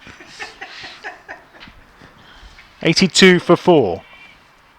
I say a garden centre. I never went for plants. The cake was good, though. That's, I can assure you. Mosley on strike. 22 not out. Facing Buck. Turns him round the corner. Gets a lot on it. Just be a single, though. Dealing in singles at the moment. Been a while since the last boundary. 3 off this over so far again from Nathan Buck. Just had a little spell where we're finding the boundary quite regularly, particularly against the likes of Cobb, and wanting to have a go at Graham White as well. At this point, we do like to suggest a score, Brian. I was hopelessly out last time, whereas you were particularly good. We'll come to that in a moment. Buck bowls again. That's going to be a wide down the leg side. There is no room for or margin for error in this form of the game. Anything down the leg side is given as a wide. First of the game, actually. And the Bears will be very grateful for a few extra free deliveries. 64, the partnership between these two. Majority of those coming from the bat of Adam Hose so far, who's on 49. As Buck is in once more. Again, it's another wide ball from Nathan Buck. Signalled by Paul Pollard. That's very welcome, isn't it, for the Bears? And as you say, until this over, Northampton have been spot on. Actually, the record number of extras for the Bears in the T20 innings was actually conceded by Northants. 37 in a 20 over innings. That wasn't great. That's 17 years ago, that wasn't it? 2003. Buck bowls again, outside edge from Hose, but again he'll take it, and it's all the way to the boundary for 4, and that's a 50 for Adam Hose, his first of the competition this time, off 37 deliveries, 53 not out, and the Bears 89 for 4. Just what the Bears needed as well, wasn't it? You need your big players to stand up when the team needs it most, and at 20 for 4, my word, how the Bears needed it. But it's been a smashing innings from Adam Hose. Now, can he go on and make it a real match shaper? 9 off the over so far. Still 2 balls to come as well. Buck from the Birmingham end. He's got an edge on that one, and that may well go all the way to the boundary for 4 again. And it does. Well, 2 rather edgy shots from Adam Hose, but we'll take them all. 57 he's on, 93 for 4. Well, Nathan Buck hasn't had a few minutes to enjoy, has he? 2 wides and then 2 edged boundaries off him. But the Bears will take overs like this all day long. 93 for 4. And as you were saying, Adam, the boundaries had dried up a little bit, so they needed an over like this. 13th from it, that slower ball. It's taken age to get to the boundary rope, but with third man down here being quite wide. He's in again, Buck to Hose, gets a little bit more of the bat on this one, into the leg side, and they're going to turn and take a second on here. It could have been tight if that was an accurate throw, but it was out by a couple of yards. Hose gets the 2, moves on to 59, and after 12 overs, the Bears recovering here. There's 75 partnership between these two now. Mose is on 23, Hose is on 59. It's 95 for 4. You can enter our player layer poll on the Edgbaston app for what you think the Bears score will be. Simply scroll down from the home tab and click on the cast your vote banner to enter. So where on earth do you think the Bears are going to get to in 8 overs time? You can cast your vote on the app. Brian Halford's going to cast his vote right now as to where he thinks they're going to get to. I'll say 154. 154. Which would keep them in the game. I'm writing that down.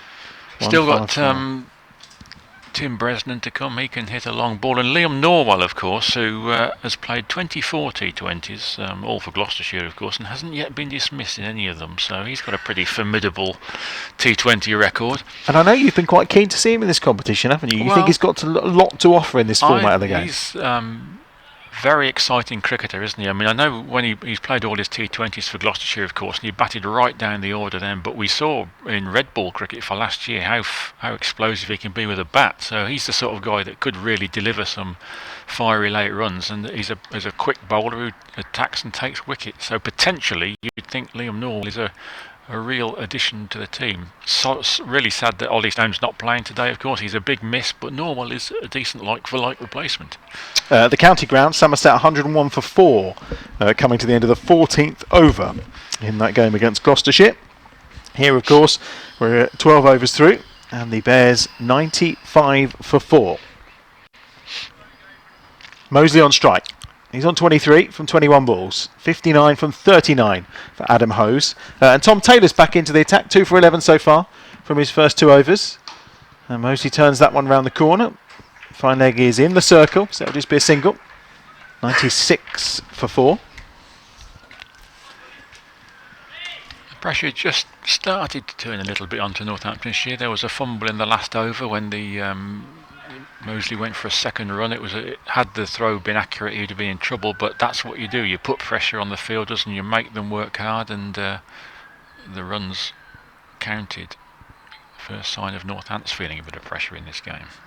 Taylor in again to Adam Hose. Slightly slower ball playing to the leg side. There'll just be a single. Fielded by Graham White. And there's the perils of a floppy.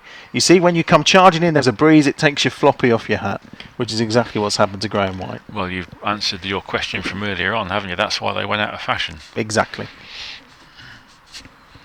Although not out of fashion, because they'll always be in fashion, won't they? But could you have imagined seeing Sunil Gavaskar in a cap? It just wouldn't have looked the same, really, would it? Taylor in again. Onto the leg side again from Mosley. Confidently for a single. 98 for 4.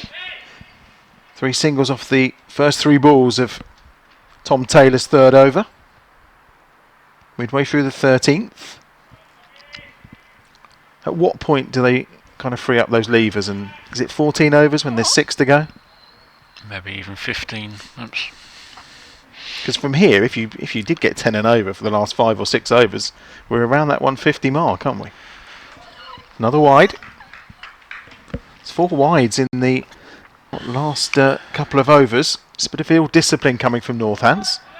Just pressure starting to shift a little, isn't it? They want to break this partnership, which is now worth 79.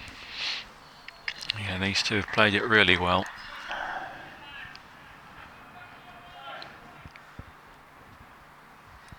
Taylor and again from this pavilion end under the blue skies. It's a lovely shot. He's absolutely creamed that, Adam Hose. Brings the 100 up for the Bears. Just stood and delivered there as he pulled that away to the square leg boundary. That's a terrific shot. Yep, 64 from 41 balls now for Adam Hose. It was a short delivery. It invited hitting, and Adam Hose got it well in front of square, giving the fielder no chance, even though he was only a few yards from it. It was beautifully timed by Adam Hose. 83 partnership now for these two. And we've had 8 off the over so far. 2 balls still to come from Taylor. Makes some room for himself and crashes that through the offside. Beautiful shot for 4 from Adam Hose. He went early, gave himself some room, and he's absolutely creamed Taylor through the offside. That's great stuff from Hose. Boundaries both sides of the wicket. He was assisted by the fact that Taylor floated one up outside off stump there. You do that to Adam and he'll swing those arms up through the ball, and it was beautifully timed again.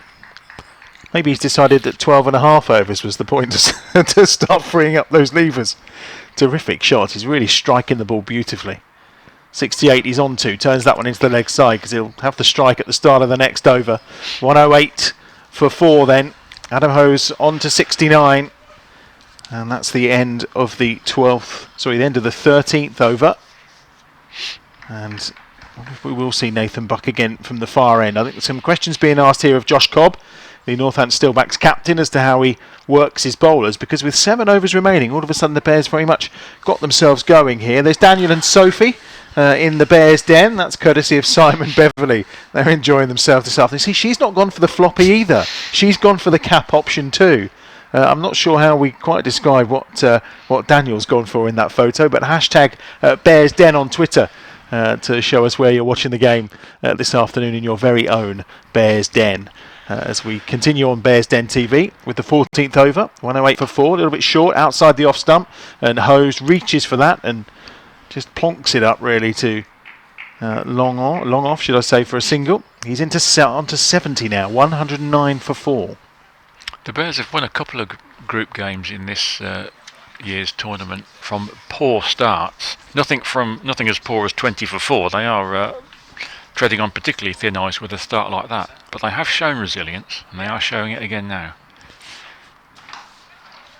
Lovely shot from Dan Mosley, just beats the infield. Gets a single, 110 for 4. Partnership now 90 between these two. Mosley on to 26 and 24. And he's playing the right role, isn't he? He's literally just giving Adam Hose the strike and just ticking over nicely himself. He's playing beautifully because obviously Adam Hose needs somebody at the other end to keep things ticking over, and he's just playing the role to perfection, as you say. Graham White bowls to Hose, who sweeps him high and long for 6 runs all the way for Adam Hose. 4 or 5 rows back away to our left-hand side. He's equalled his best ever score in 20 over cricket. Hose on to 76, 116 for 4. And that is a very spectacular way to equal his highest T20 score for the Bears against Lancashire on his debut back in 2017. And I think that one almost hit the exec boxes. That was an enormous slog sweep from Hose. I think I can hear a few Warwickshire fans outside again, as we had on Friday night. Although probably not beer-induced at this time. Well, I'd hope not beer-induced at 2 o'clock in the afternoon, but I can hear some cries of Warwickshire in the distance. I'll support however they can. Adam Hose comes again. This time he just hammers that all along the ground. Up to long on for a single. 9 off the first 4 balls of Graham White's third over. And that's Adam Hose's T20 best, 77 off 46 balls, and who knows, could we be seeing the 3rd century by a Bear in T20 here. Turned around the corner by Dan Mosley. They've got 1. I think they were thinking of a second, and they are, because there's a misfield. And that's well run. And takes them on to 119 for 4.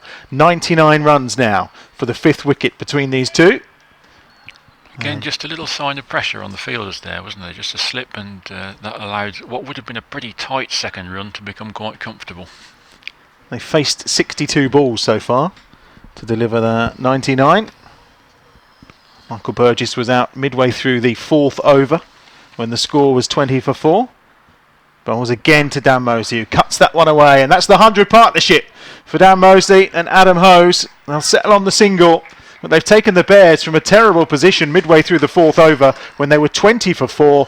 They've added 100 now, so after 14 overs, 63 balls later, 120 for 4. We have 6 overs remaining. Now, you can download the Ola app today to get a free ride worth up to £25. Just head over to the Edgbaston website. If you click on the banner, it'll be your chance to get your hands on that free ride worth up to £25 from the Ola app.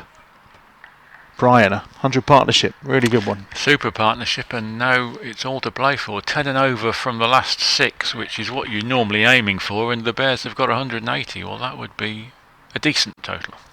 Proctor back into the attack from the pavilion end. Decent first over, just went for 5, and he's beaten Mosley outside off stump with his first delivery. You said skipper Will Rhodes said before play he reckoned 170 odd, 179 would be par, so from 20 for 4 the Bears would absolutely love to get there. He also said when we were talking about Sam Hain, we'll tell you in a moment, as Proctor is hit over the top by Mosley. They're going to get 2 here. It's going to be well fielded this time as he runs round on the ropes by Ben Sanderson. He did say when I asked about Sam Hain coming into form, he said, yeah, but it's time for some of the other batsmen to deliver. Yeah. And Dan Mosley and Adam Hose are doing just that right now. That's right, and I think that's the first time in the whole group stage that Sam Hain has failed. You can't do it every time. Mosley hit that one hard and straight and all the way. It's a terrific shot from Dan Mosley. 6 runs straight down the middle. He's on to 37, 128 for 4. Terrific shot. And now I think they've decided it's time to go. Well, it's certainly game on now, isn't it? That was a perfectly respectable ball from Luke Proctor, and Mosley saw it early and cleared the ropes. Super batting by the young homegrown Bear. He's on to 37 from 29 deliveries. Adam Hose at the other end on 77. In comes Proctor again, turned into the leg side. It's going to be a single for Dan Mosley. He moves on to 38, 129 for 4. That 6 took Mosley to his highest score in T20, so both these guys have got career bests now and both raised them with a 6. Somerset 123 for 5 towards the end of the 17th over against Gloucester at the county ground in Bristol. So the brakes have been applied to Somerset as well by Gloucestershire in the latter stages of their innings. 2 balls remaining in the 15th over, 129 for 4. Short, and Hose tries to pull it round the corner. There's no contact. Dot ball. Second one of the over, but we've still managed 9 runs off it so far. He's done by a slower ball again there. Proctor's slower ball comes along fairly regularly, but it is well disguised. Effective weapon in T20. He comes once more, short, turned on the leg side. Just going to be a single. And it's 130 for 4 then at the end of the 15th over.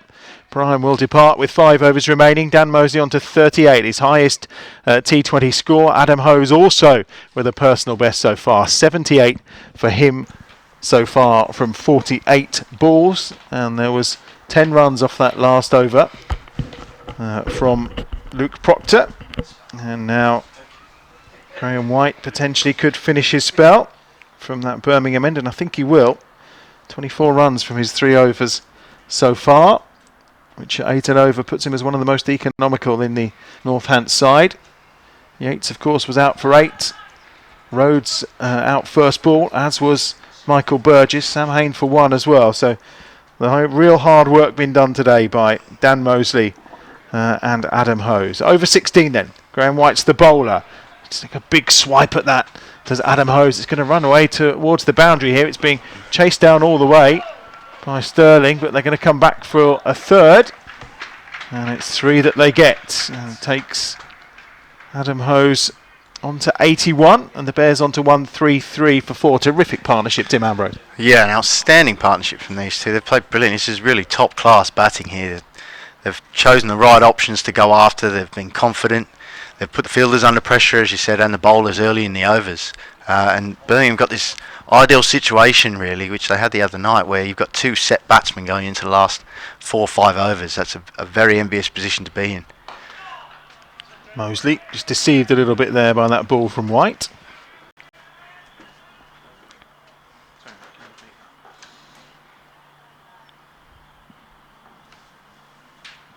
In comes White from the far end, 3rd ball of his final over. Down the wicket comes Mosley again. It's a decent ball from Graham White. I think he saw him coming, and Dan Mosley can just turn it into the leg side for a single. 134 for 4. Mosley on to 39. He's played the right role as well. He's just anchored it and let Adam Hose do his thing, hasn't he? Yeah, he has.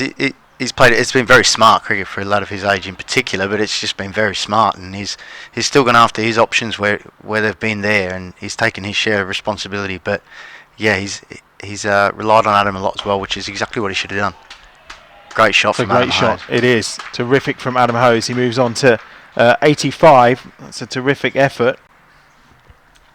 And moving up in terms of partnerships in T20 cricket, this now in amongst the top 3 or 4 for the Bears in terms of partnerships in this competition. Really terrific stuff. 118 they've added now for this 5th wicket. You're in that list as well, I just noticed. Oh, really? Yeah. Someone must have got a lot of runs at the other end. 138 for 4. Oh, he's gone big here this time. That's way deep. It's 5 or 6 rows back. It went a long way up in the air, but terrific from Adam Hose, who moves on to 91. And the partnership between these two now 124, which is 4th in the all-time list for Warwickshire in this competition. I'm just looking to see your name on this list, Tim Ambrose. I'm sure I just saw it a moment ago. I may have been dreaming then. No, I was dreaming. No, there you are. I can see you. 65 you put on with Chris Wokes here. Look at that. 65. I reckon you probably got the majority of runs that day. Yeah, a little 5 not out, I think, from me there. Here he goes again, Adam Hose. He's got it once more. That's 6 all the way. That's a better connection. It's probably about 5 or 6 rows further, and it just cannons off the seat and into the wall at the back. And Adam Hose is on to 97 at the end of this 16th over. The Bears are on 150 for 4. Dan Mosley on 39. Adam Hose on 97 with 4 overs remaining. And, the player-layer poll result, thanks to everyone that took part in it, 60% were predicting a score between kind of 150 and 174, I think it was. It looks like they might be spot on here, although with 4 overs to go, all of a sudden something around 190 looks possible. Yeah, I think, in all fairness, I'll be targeting 200 here. You've got 2 set batsmen in.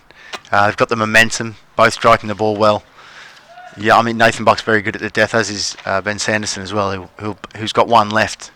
But they'll be targeting 12 runs and upwards from this situation. But brilliant hitting again from Adam Hose. And as I say, having 2 set batsmen at this stage, it's such an advantage. Especially if you end up losing 1 wicket, you've got another guy there who can just keep going. Nathan Buck is back on 2 overs so far for 25, 130 now for this 5th wicket. Buck into Mosley, who's on 39. There's an appeal for LBW. It's not going to be given, and that's running away, and it may well run all the way to the boundary for 4-leg byes. It is 4-leg bye. No, he says some bat on it. That's the reason. It's 4 runs for Dan Mosley on to 43. The Bears on to 154 for 4. Yeah, again, there things just start to go your way when you put on a fantastic partnership like this. You've earned those little slices of luck that you get there, a little inside edge onto the pad, and it's raced away past 3rd man. So, things definitely falling for the Bears, and they'll be keen to ride this as long as they can. Buck to bowl again from this pavilion end. Dan Mosley, he's caught the outside half of that, but he was looking to work it on the leg side, but we'll take that fortune. He's top-edged that over the top of the fielder and all the way to the boundary for 4 more. 158 for 4. Mosley now on to 47 and in sight of his first T20 50. They talk about modern cricketers being 360-degree hitters these days, being able to ball all around the wicket, but rarely do you actually hit 180 degrees in the other direction. But Moses managed to do it very well on that occasion. Again, there's just that little bit of luck, but as I say, you earn that at this stage, and he'll continue to play his shots, and he's done a very, very good job here. 8 off the first 2 balls of Nathan Buck's over. Mosley works that one into the leg side. Just going to be a single this time. Brings Adam Hose on to strike. Mosley on to 48, 159 for 4, the Bears, midway through the 17th over. Of course, we talked about 200 maybe being a target. They've only topped 209 times in this competition, 3 of those against Northants. If they could make it 4 today, probably feel in a very strong position at the halfway stage. 139, the partnership for this 5th wicket between these two. And they faced exactly 13 overs to get to this stage, which by my maths makes that 78 balls. Terrific partnership. Buck into Hose, turns him onto the leg side. They're going to try and do 2 here because he's just dropped that short enough for them to get back for a second. That's excellent running. And Hose is on to 99, 161 for 4. 2 balls remaining in the 17th over. Another moment of not fortuitousness, but the way he just dropped it into that leg side. The 2 converging fielders unable to just keep it to a single. Hose on to 99, the partnership on to 141. Buck is the bowler to Adam Hose, turns it round the corner, and there's the century for Adam Hose. What an innings! He joins the likes of Brendan McCullum and Ian Bell, the 3rd Bear to record a T20 100. It was McCullum against Derbyshire with his 158 not out, and Ian Bell in 2018 against this side, the Northants Steelbacks. Adam Hose joins that exclusive club, 100 off 54 deliveries, and it's a terrific innings from Adam Hose. Well played, Adam Hose. Absolutely brilliant innings. Brilliant innings from him there. And you can see that means a hell of a lot to him, I can assure you. He knows how important that landmark is. All the batters know that, in fairness, you mentioned the 200 marker hasn't been passed enough, and individuals haven't scored enough hundreds in this competition, and Adam takes a lot of responsibility for that, and he knows that he's good enough to get that 100, and that's a huge moment for him. It will add a lot of belief.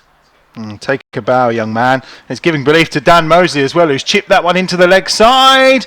And it's a decent bit of fielding to start with, but the race is on to keep it from crossing the boundary ropes. And in the end, they'll get back for 3. It's terrific running from the Bears. 165 for 4 now. The partnership, 145. Dan Mosley gets his 50 as well. His first in T20 cricket. Is that 51 for Dan Mosley, and Hose on 100. Terrific partnership between these two. Brilliant from Dan Mosley as well.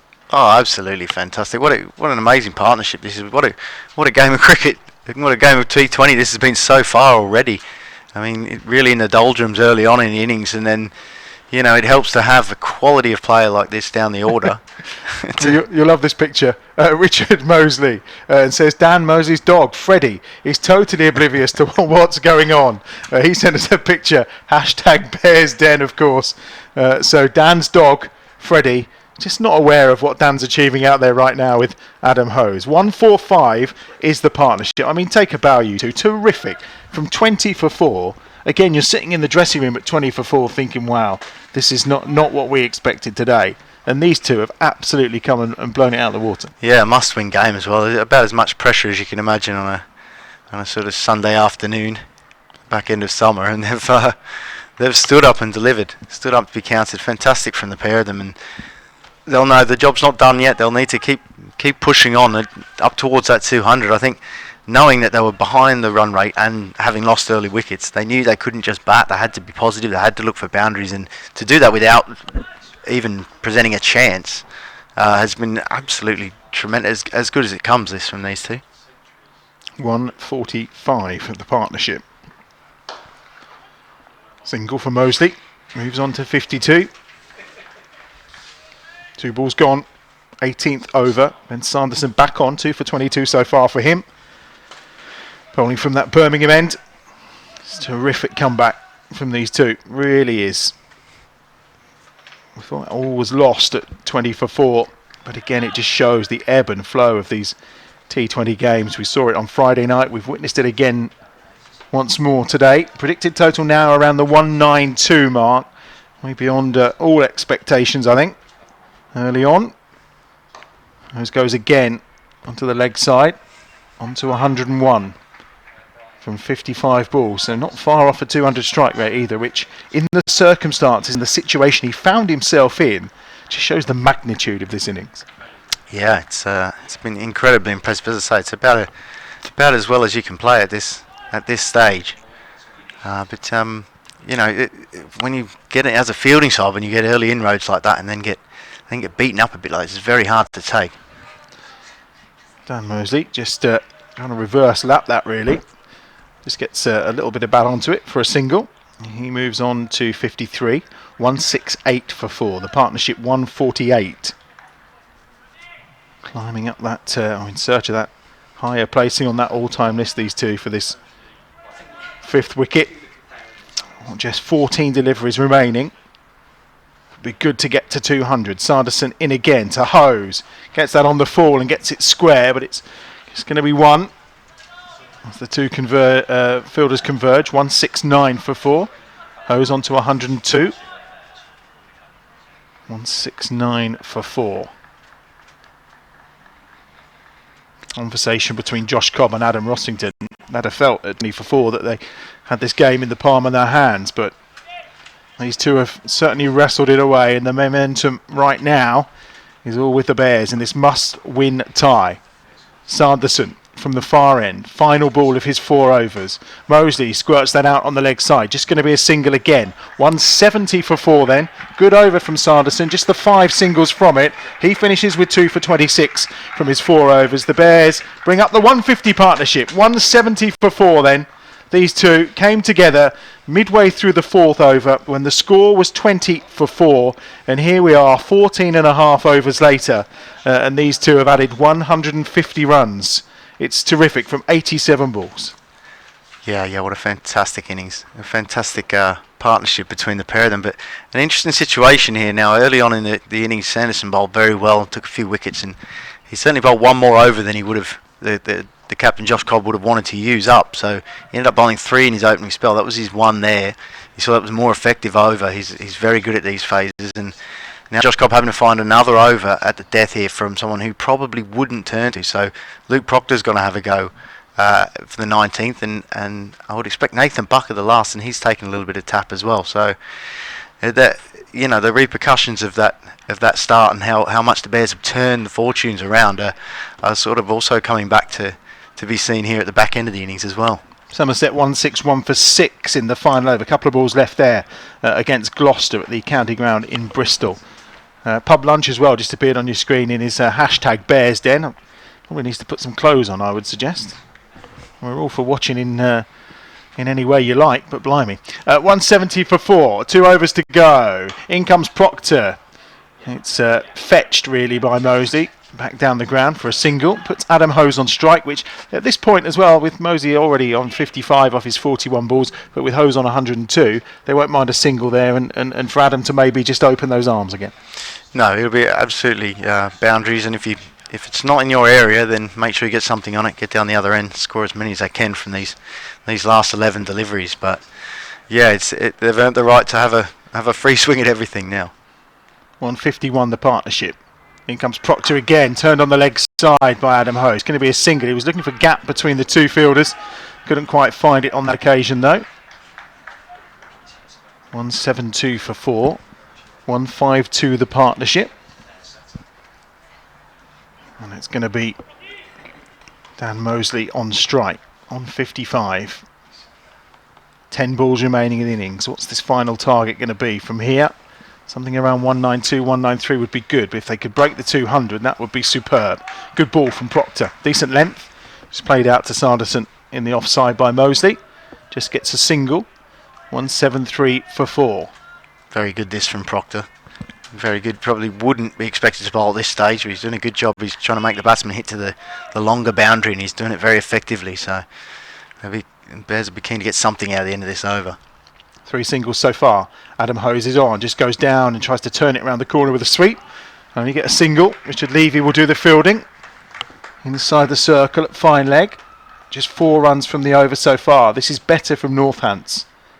Just stem the flow of runs a little here. Mosley on strike on 56. Adam Hose on 104. Partnership of 154 between these two. And he goes again outside the off stump. Mosley, it was a good length from Proctor.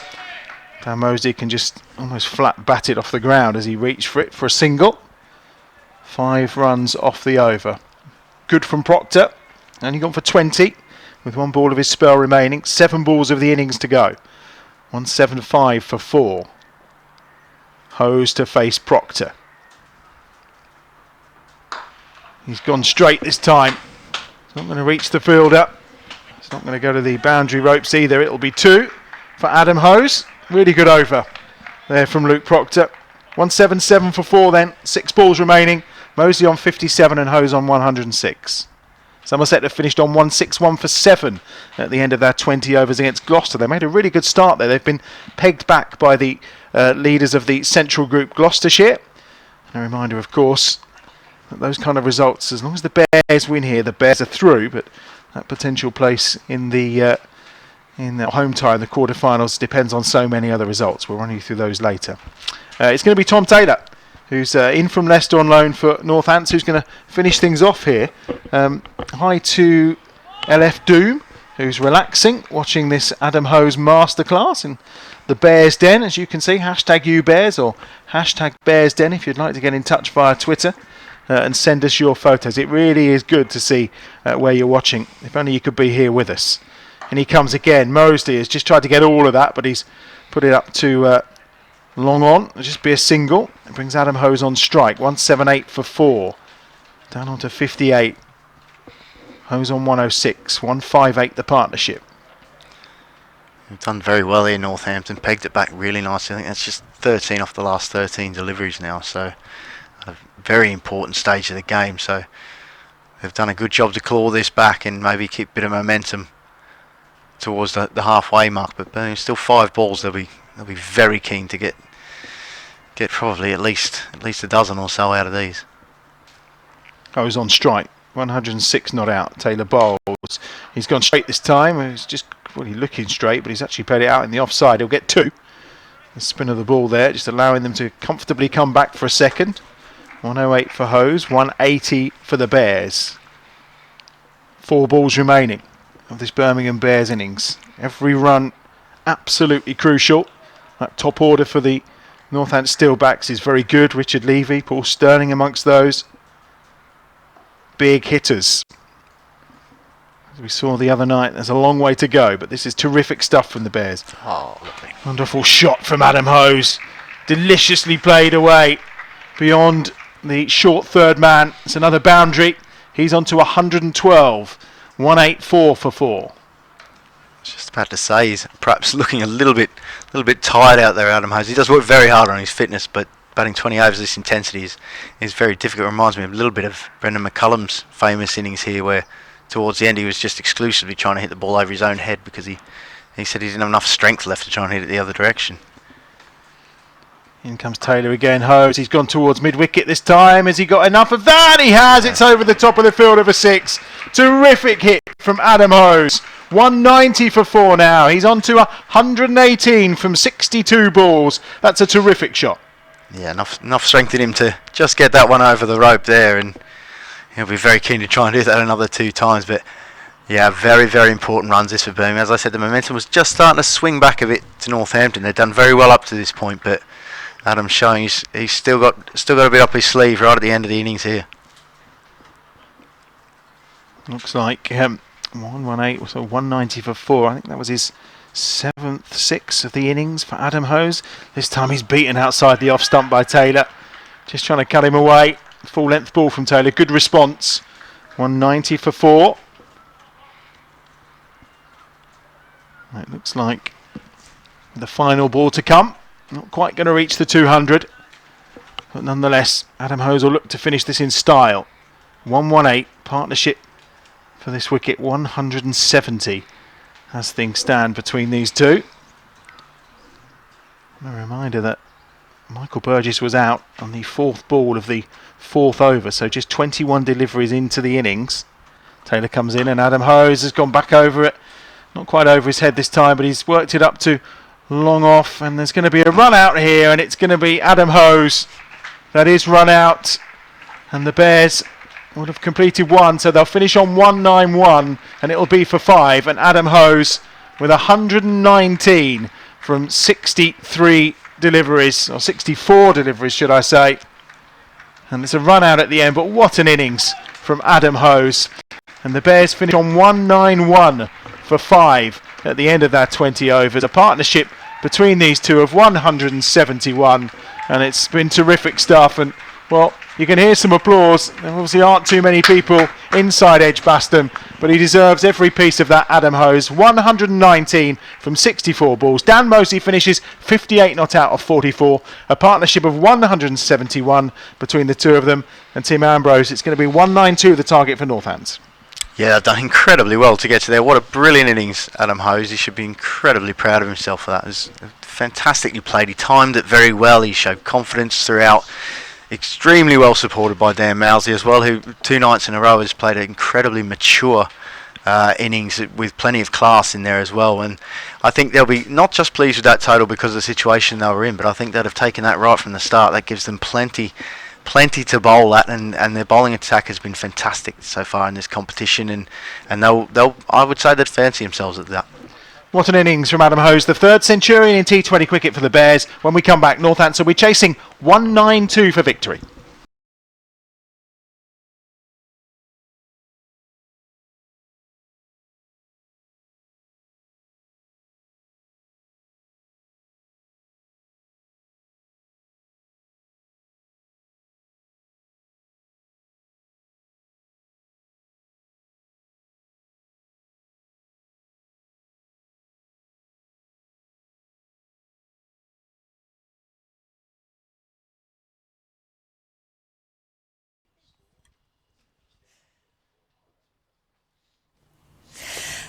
Hello, good afternoon. Welcome back to Bears Den TV here at Edgbaston, where things have taken a bit of a turn, haven't they? I think at one point we weren't feeling particularly confident. A totally different feel in the Bears Den at the moment. With me is Brian Halford. Brian, Adam Hose, what a performance. Well, I think we've just seen one of the best T20 innings of all time, haven't we? Adam Hose, 119, 64 balls, 9 fours, 7 sixes, but what a performance as well from the pressure that the Bears were under. 20 for 4. It really did look a very, very bleak, didn't it? But brilliant stuff from Adam Hose, and how well did Dan Mosley play alongside him? Amazing partnership between the two of them. We'll talk about that in a minute, but of course only Belly and Brendan McCullum have done this before Adam Hose. You've seen all 3 of them now. Yes. Talk me through those different centuries and how this one fared amongst them. Well, Brendan McCullum's was just a complete act of destruction. He took Derbyshire apart. It was a magnificent innings. Ian Bell in company with Adam Hose, of course, in 2018 against Northamptonshire, so Northants know all about what Adam Hose can do. But perhaps this, in a way, was the best of all 3 because the Bears were under so much pressure and they really needed something big. And that's what Adam Hose delivered. And of course, we had Dan Mosley alongside there, and he came up with his half century, his best performance at T20 cricket. We've only seen him a couple of times, and he's come out and he's played a really senior performance there. Well, for a 19-year-old, I mean, you think of that temperament. I mean, it's just rock solid, isn't it? He's got all the talent in the world, but 58 not out, 44 balls, 5 fours and a 6. Hose played a brilliant century. He needed someone at the other end to allow him to free up and make that century, and Mosley played the perfect role. It does feel, Brian, like we've got some young talent that's coming up now that's really strong and putting on some fantastic performances for the Bears. Well, they do seem to have, as we were saying earlier on, they do seem to have that temperament, don't we? I mean, and that's what you need. You can have all the talent in the world. You need to be able to deliver when the chips are down. And Dan Mosley, Rob Yates, not today, but the other night, he's done it in first class, in first team cricket before, and Henry Brooks, as you say. So, yeah, the signs are good. Fearless, absolutely fearless play there before. Thank you very much, Brian. We will catch with you a little bit later. I know at 20 for 4 you were not feeling very confident. You thought you'd caused it, you hadn't. But we will come back to you a little bit later. Now the Bears Pod Blast is back. Our very own Tim Ambrose is starring in a recent episode. So let's take a look at what you can expect from the BBC WM Bears Pod Blast.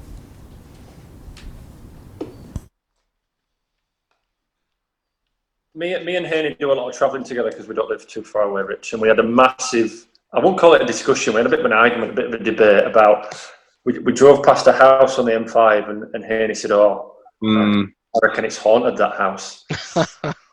Then we got onto this massive discussion about how Haney believes in ghosts and I believe it's a load of rubbish. So right.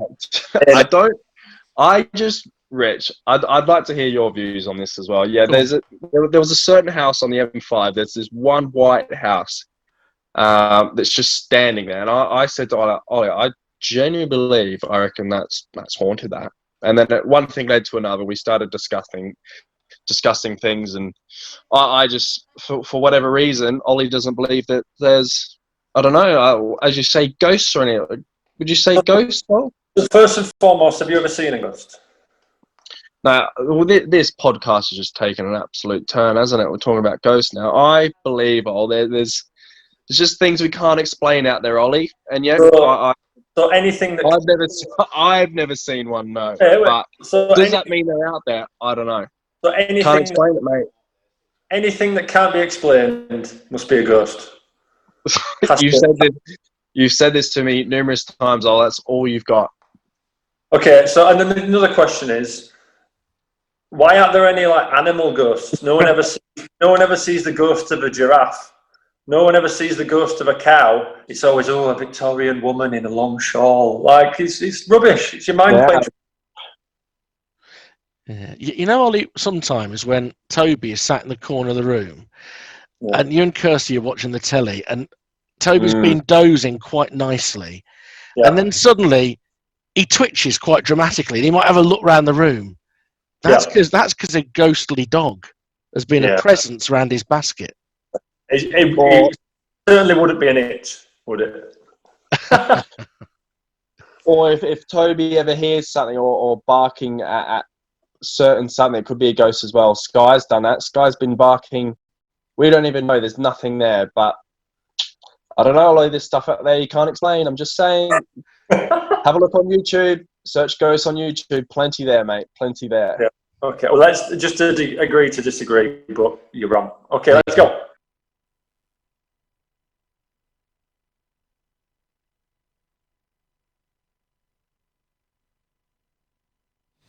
And the Bears Podblast is available to download on BBC Sounds, iTunes and Spotify. Now, I'm with Tim Ambrose now. I can't speak this afternoon. It's all that performance, Tim. You said you wanted a big innings total. You certainly got one. Yeah, they've done very well to get to that number. I think they'll be quite pleased with that.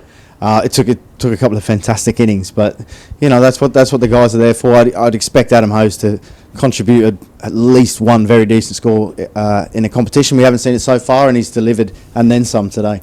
Yeah, certainly. What's the feeling going to be like amongst them at the moment, having that? I think they'll be quietly confident. I think the situation really won't change for the bowlers in that they were going to go out there and put absolutely everything out on the field. It's a knockout game. They're going to try and defend whatever score they have, but as it stands, it means that, you know, as we mentioned earlier, those four guys at the top of order for Northampton who can take a game away from you very quickly, they're going to have to perform even above what they might usually expect to do. So there's going to be a little bit more pressure on them. The bowlers will know that, and you know they're going to go out there and give it absolutely everything. Well, the umpires are coming out, so we will probably clear away in a second. But just very quickly, Dan Mosley, we saw his dog Freddie. That's about all we know at the moment because he's quite new to this for us. What's he like as a person? Oh, he's a great lad, Dan. Very, very confident young man. Very, very apt at what he does. Very good player. Great to have around. Local lad. Huge Aston Villa fan. Knows everything about football. If you don't believe him, just ask him. He absolutely does.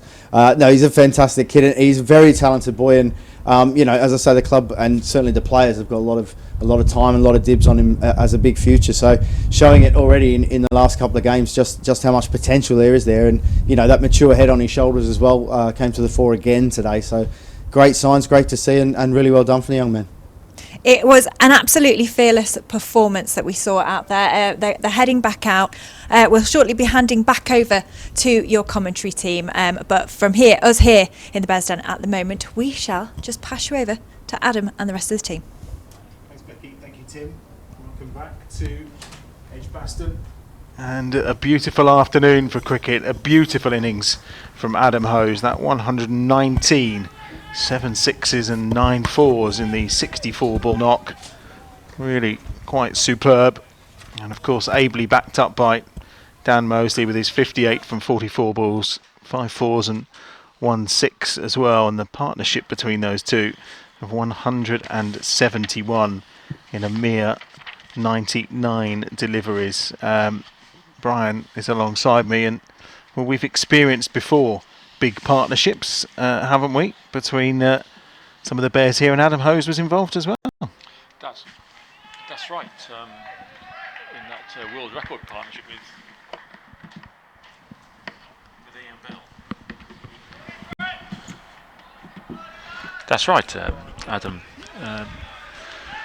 Adam Hose was involved in that world record partnership with Ian Bell, of course, against Northants a couple of years ago. But I think that what was exceptional about this one today is that it was delivered from a position of such pressure, wasn't it? 20 for 4. The Bears were almost out of the game, and Hose and Moosley both batted with such impressive composure. Not think Ratliff didn't give it away early on, then slowly climbed into the attack and have given the Bears a real chance now. Tim Bresnan to open up then from the pavilion end, and it's immediately a quick single here. Paul Sterling and Richard Levy opening up for the Northants Steelbacks, 2 real big hitters, there's no doubt about that, and they've run through for a fairly swift single there. These two don't usually deal in quick singles, they deal in boundaries. Well, the Bears have been given a chance here by that brilliant partnership, but there's still plenty to do. Northamptonshire's top 4 particularly are destructive players, as we found out at Northampton when the openers took to the Bears early on, and basically Northants never lost the initiative after that. So the Bears need to keep the ball rolling here with a couple of early wickets and get into this Steelbacks batting lineup. Big target, 192, of course, the target, another 191. One slip in place as Paul Sterling faces his first ball. Dot ball. A few more of those would be nice. Real buzz in the field. The momentum again that we often talk about that the Bears have taken from that innings out onto the playing field to defend that total is going to be immense. Bresnan again from the pavilion end. Turns him round the corner. Sterling, just going to be a single. Sam Hain doing the fielding. Rare failure from Sam today. But Adam Hose stepped up to the plate. 3 balls gone then, 2 on the board for the Steelbacks. Did hear during that first innings, and when Adam Hose and Dan Mosley were flying, a few cries of Warwickshire from outside the ground here at Edgbaston. That's got a top edge on that, that's up in the air. This could be the first wicket in the innings, and it's safely taken, and he's gone. Levy's gone with the score on 2. He's immediately gone for a big hit, and he disconsolately wanders down the wicket. That's a terrific catch taken in the deep by Jake Lintott, I think, who was fielding at fine leg. And the Bears have got the early breakthrough, and it's a key wicket as well. Richard Levy's gone. Caught by Lintott off the bowling of Bresnan. Well, that's the way Richard Levy plays. It is one thing or the other. He can do incredible damage, but he can also bail out very early on, and that's what he's done. It was a really good catch taken down there by Jake Lintott at deep fine leg. He had a lot of time to think about it. It was a big wicket, and he stayed strong and took the catch beautifully, and that is the perfect start for the Bears. 2 for 1, and one of the big danger men is gone, and Josh Cobb has joined Paul Sterling at the crease. He has, a reminder, one of the other key fixtures, of course, in this group is Somerset taking on Gloucestershire. Somerset finished on 161 for 7, and in reply Gloucester 14 for 1 midway through the 3rd over there. We'll keep you posted on that. Of course, win and it's a quarter-final, regardless of home or away. That's the key here for the Bears. They made a terrific start to defending this total of 191. Bresnan in again this time to Sterling, who runs it down to 3rd man because the batsman crossed while that ball was in the air from Levy's hoik round the corner, and they'll get a single. Move on to 3 for 1. 5 balls gone. Well, the Bells have settled for this, weren't they? A good solid over. Any over that doesn't include a boundary is a step forward, a big step forward for the Bears, and Northants will know that, as the Bears prove, you don't need to go alpha leather at the start, but every over which comes in at less than 8 and 9 just cranks up the pressure a bit more on the Steelbacks. Bresnan in again. He's caught Cobb there, I think, on the thigh pad. Terrific over from Tim Bresnan to start, just 3 runs from it, and Northants Steelbacks are 3 for 1. at the end of the first over, requiring a further 189 to secure their place in the quarter-finals ahead of the Bears. Terrific start from Tim Bresnan. Went for 16 on Friday night, of course, from his first over. Did respond in his second over towards the end with 1 for 4. But he'll be happier with that start. And a first chance for us to get a look in this competition this year at Liam Norwell, who's going to open up from the Birmingham end. Liam's T20 debut for the Bears, of course. All his previous 24 appearances have been for Gloucestershire. He's a wicket-taking bowler. He's an attacking bowler. Can he emulate Bresnan and get one in his first over? His first ball for the Bears has been dispatched back to the boundary by Paul Sterling, straight down the ground. And Brian in with his commentator's curse there immediately. Yeah, a bit of a half volley there from Liam, wasn't it? And Sterling, as we all know, is a very dangerous player. You need to cramp him and you need to get that line and length correct, as Tim Bresnan did firstly. Did straight away in that first over. We'll let Liam have that one though. It was a loosener. Paul Sterling, of course, has caused England a few problems when he's been batting for Ireland in limited overs cricket. That's a terrific shot as well. Outside the off stump, this one. Full from Norwell, and it's clattered away to the boundary once more for 4. Yeah, a couple of half volleys here from Liam Norwell, who hasn't played first team cricket this year, of course, so there will be a bit of rust. And this is pretty high pressure time to be chipping off rust. Norwell in for, of course, Ollie Stone today. 11 for 1 then. Not the best of starts from Liam Norwell. Let's see if he can rectify that with ball 3. Outside the off stump, just clattered him, and that's the plan from Sterling. He'll just stand and hit regardless of length, line or anything. No run that time. I think Sterling was a bit fortunate there because he didn't connect with that one properly and it just bounced in front of Bresnan at mid-on. That could have been the end of the Irishman. He's on to 10 from 6 deliveries so far. Norwell in again, that's better. Fuller outside the off stump, but he's beaten Sterling, who just walks away and tries the shot again. Not sure that's what he tried to do there, but it may have been more advisable in the circumstances. Really good comeback this, isn't it, from Norwell? A couple of half volleys and a couple of dot balls. Certainly got some pace about him from that Birmingham end. Norwell in again. Sterling has picked up that half volley and it's gone for 4. It was fairly flat, and actually it was only a yard or so short of crossing the boundary on the 4 for 6, but it's another 4 for Sterling, the third of the over, and they're on to 15 for 1. Stand and deliver, isn't it, from Sterling? And Liam Norwell just needs to get his length correct. He's given a lot of scope for Sterling to drive. He's in once more. That's better. It's Fuller, but again he's just squirted it out this time, and it's going to race away to the boundary for 4 more. So a good over for the Northamptonshire Steelbacks. 16 off it, 19 for 1 then at the end of the second over. So after 2 very contrasting overs, the Steelbacks are pretty much on exactly par for where they need to be. So this could be a very white knuckle ride, Adam. This could be a very exciting game of cricket. The Bears will hope it isn't, of course. They hope they can get some wickets stacked up in the next 3 or 4 overs. 3 out in the power play they'd settle for. Melanie is in her Bears den, enjoying the action so far. Melanie Bramich, thanks for tweeting in that photo. Hashtag Bears Den, hashtag YouBears if you want to get in touch via social media. Here we are then, over number 3.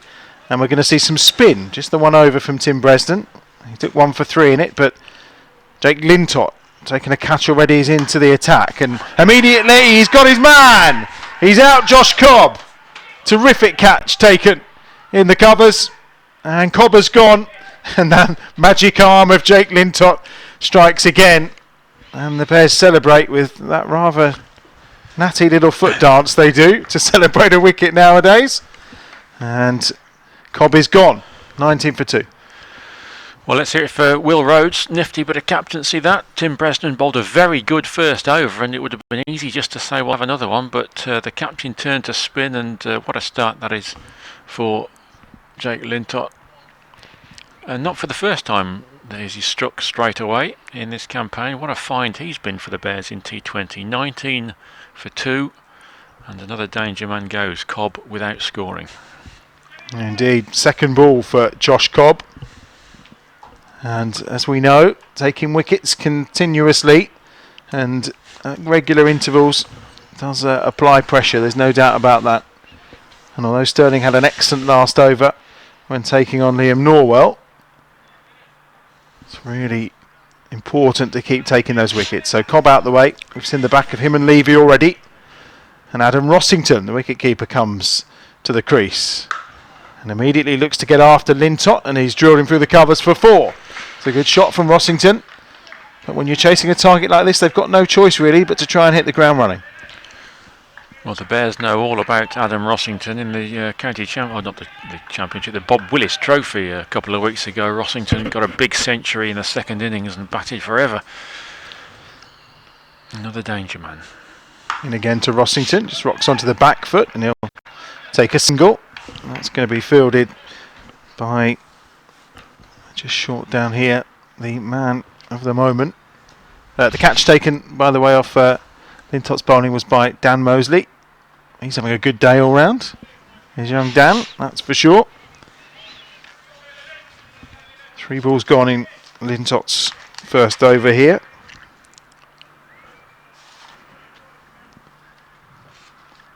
Bowling this time to Sterling for the first time. He just sits back and turns it round the corner, and it's away for 4. It's a clever shot from Sterling onto 22, and the Steelbacks onto 28 for 2. Lintott dragging that one down a little bit, and Sterling very quickly onto it and just paddled it over Fine Leg, who is up. Bears just need to keep the boundaries down in this power play. 2 balls remaining in the over. A wicket and 9 runs so far. He goes again, sweeping. And this time it's straight at Rob Yates. At square leg, there's no run. Clearly the plan for Paul Sterling here. Anything on or around stumps, he's looking to sweep away. Last ball of the over from Lintott. This time he's got an edge on that! Oh, and it doesn't quite carry. Almost carried, but not quite. Diving forward. It was Liam Norwell that time. He was very close, but didn't quite get there. End of the over, 3 gone, and 28 for 2 is the score. Rossington on 5, Sterling on 22. Now the options at the far end for Will Rhodes. He's going to Tim Bresnan. Peter Lowe with a double thumbs up as things stand with his floppy hat. You see now, there's a man with a floppy hat. Stylish, and how it should be on a cricket field. We like your Bears floppy hat there, Peter. Thanks for your photo. Hashtag Bears Den, of course, if you'd like to get in touch. 28 for 2 then. Bresnan back into the attack, this time from the Birmingham end. Watchful from Rossington, that's for sure. No run. Sterling so far contributing 22 of the 28 on the board for the Steelbacks. Obviously, to try and compare their starts at this point would be a little foolish on the basis that there was a bit of a horror show imminently for the Bears. In comes Bresnan. Well, that's been flat batted up. That's going to be another one out. It is! The catch is taken, and once more it's Lintott off the bowling of Tim Bresnan. What a combination those two are. It's 3 down. Rossington's gone for 5, and the Steelbacks are 28 for 3. Well, Northants are seeming to try and get all these runs off the first 12 overs. They really are going for broke, and perhaps a little bit recklessly. That was a perfectly decent ball from Bresnan, and Rossington trying to swipe it over long on, and Lintott has been involved in all 3 dismissals now. 2 great catches and the wicket of Josh Cobb, and 28 for 3. We all know, as we saw earlier today, Adam, how a bad start can be rebuilt. The Bears did that spectacularly, but now they've got themselves very much on top of the Steelbacks, and they'll be determined to stay there. This is impressive stuff from the Bears. Joining Paul Sterling at the crease now. I expect it to be Rob Keogh. 28 for 3. In fact, Proctor is the man who's come in. Luke Proctor. Well, they've got a bit of rebuilding of their own to do here, Northants. But as we've seen, it can be done. Tim Bresnan 2 for 3 off 8 balls. And again to Proctor. Just runs that one down to third man, where it's going to be fielded by Liam Norwell. Gets a single. He's off and running. 29 for 3, midway through the 4th over. Lovely to see Pete Lowe in his floppy hat. He's always been a paragon of style, I think it's safe to say. Peter, lovely, thanks for getting in touch, Pete, and hopefully you can start a resurgence of floppy hats across the cricket watching nation. I'm all for floppy hats, Brian. I really am. I'm a traditionalist. Bresnan from the far end. Turned round the corner this time by Sterling. It's just going to be a single. It was at this point that Michael Burgess was out for the Bears and they were 20 for 4. Here, Northants 30 for 3. Early damage being done in both innings. If you have just joined us, you've missed a remarkable partnership of 171 between Dan Mosley and Adam Hose. A century from Hose, a half century from Mosley. Really super stuff from the Bears. Bresnan again to Proctor, the left-hander, who just plays it out for no run. Bresnan's over so far. Couple of dots, a wicket and 2 singles. It's impressive from Tim Bresnan. 2 for 5 from his 11 deliveries so far. 30 for 3. Another 162 required for victory. Bresnan in again from the Birmingham end. Short. Clipped away with some power by Proctor, and that's going to be 4 runs. Well, spoils at the end of the over, 6 from it in the end, but they did get that all-important wicket, 34 for 3. Yeah, Tim Bresnan looked to the skies after that last ball. He was really angry with himself because it had been an almost perfect over up till then, but then that one was just dragged down and Proctor pulled it away.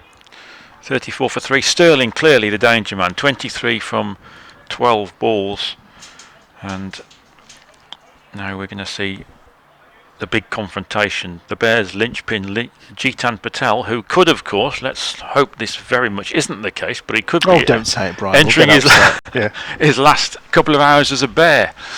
Let's hope that's not the case, and if he can remove Paul Sterling briskly, then the Bears will take a big step towards those quarterfinals. And also, I'm going to disagree with you there, Brian, because am I not right in thinking once a Bear, always a Bear? Oh, Patel with a delivery that may well have. I thought it had, just for a second, it evaded everything, but it's 4 runs off the edge of Sterling's bat. Well, terrific ball from Jitan Patel. You are right, absolutely, Adam. Once a Bear, always a Bear. But that's his last couple of hours as a Bears player. That's the one, isn't it? That's the one. And he almost struck first ball there. Had there been a slip-in, which of course there isn't going to be at this stage of a T20 innings, but it would have been a simple catch. 38 for 3. Sterling on to 27. Oh! Again. Terrific from Jitan Patel. Paul Sterling's not rebuilding here, is he? He's just decided that everything's got to go. And he'll take the kitchen sink too. Michael Burgess did whip the bails off quite swiftly there as well. 4 balls remaining of this first over from Jitan Patel. 38 for 3.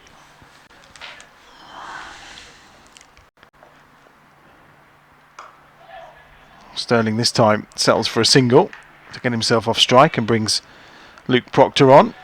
Gloucester at 34 for 3 at the end of the power play, or just about to end the power play at the county ground against Somerset, chasing 162 for victory there.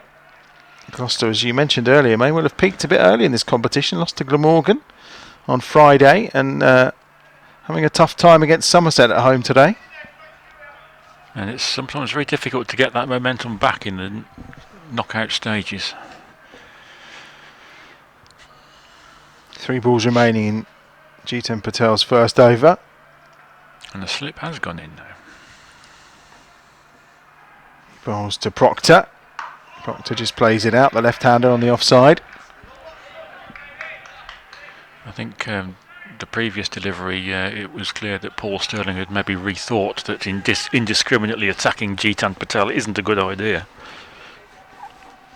Patel in again from the pavilion end. Oh, he's tried to sweep that one. It's up in the air. Oh, he's dropped it this time. Well, it was a difficult one. He was having to spin and turn to try and take the catch. But on this occasion, it's not held on to. And Jitan Patel will concede a run, or 2 runs in the end. It was Proctor trying the sweep. Unfortunate. We've held everything well so far, and that one was a chance as well. Difficult one. Jitan Patel gets his fingertips to it. That's the end of the over. 41 for 3 then, after 5 overs. And the opening over from Jitan goes for 7 runs. So 5 overs gone, 15 remaining, 151 required to win. So the run rate already is obviously around 10 and over. Sterling the danger man, 28 off 16. Proctor's on 7 from his 6. And, well, if we got Proctor there as well, that would have been a real bonus. Not too sure who it was that put that chance down. Bresnan to bowl his 3rd over. 2 for 9 so far then from Tim Bresnan. Oh, huge hit. Sterling has just literally stood there, and that's gone way back, and that's actually bounced off the seats and gone up into the executive boxes on the leg side. That's a massive hit from Paul Sterling. Yeah, huge strike from Paul Sterling. I think everyone on the field will know that this is the wicket that the game more or less rests on. There's very few players in each team that can play an innings like Adam Hose did earlier today for the Bears, and one of them in this game is absolutely Paul Sterling. He's good enough to get a 50-ball 100 and beyond, and everyone will know this is the wicket. As he said, Adam, he will keep going. He will keep hitting, and with the danger with that is that he could offer up an opportunity and a chance, and the Bears have got to take it.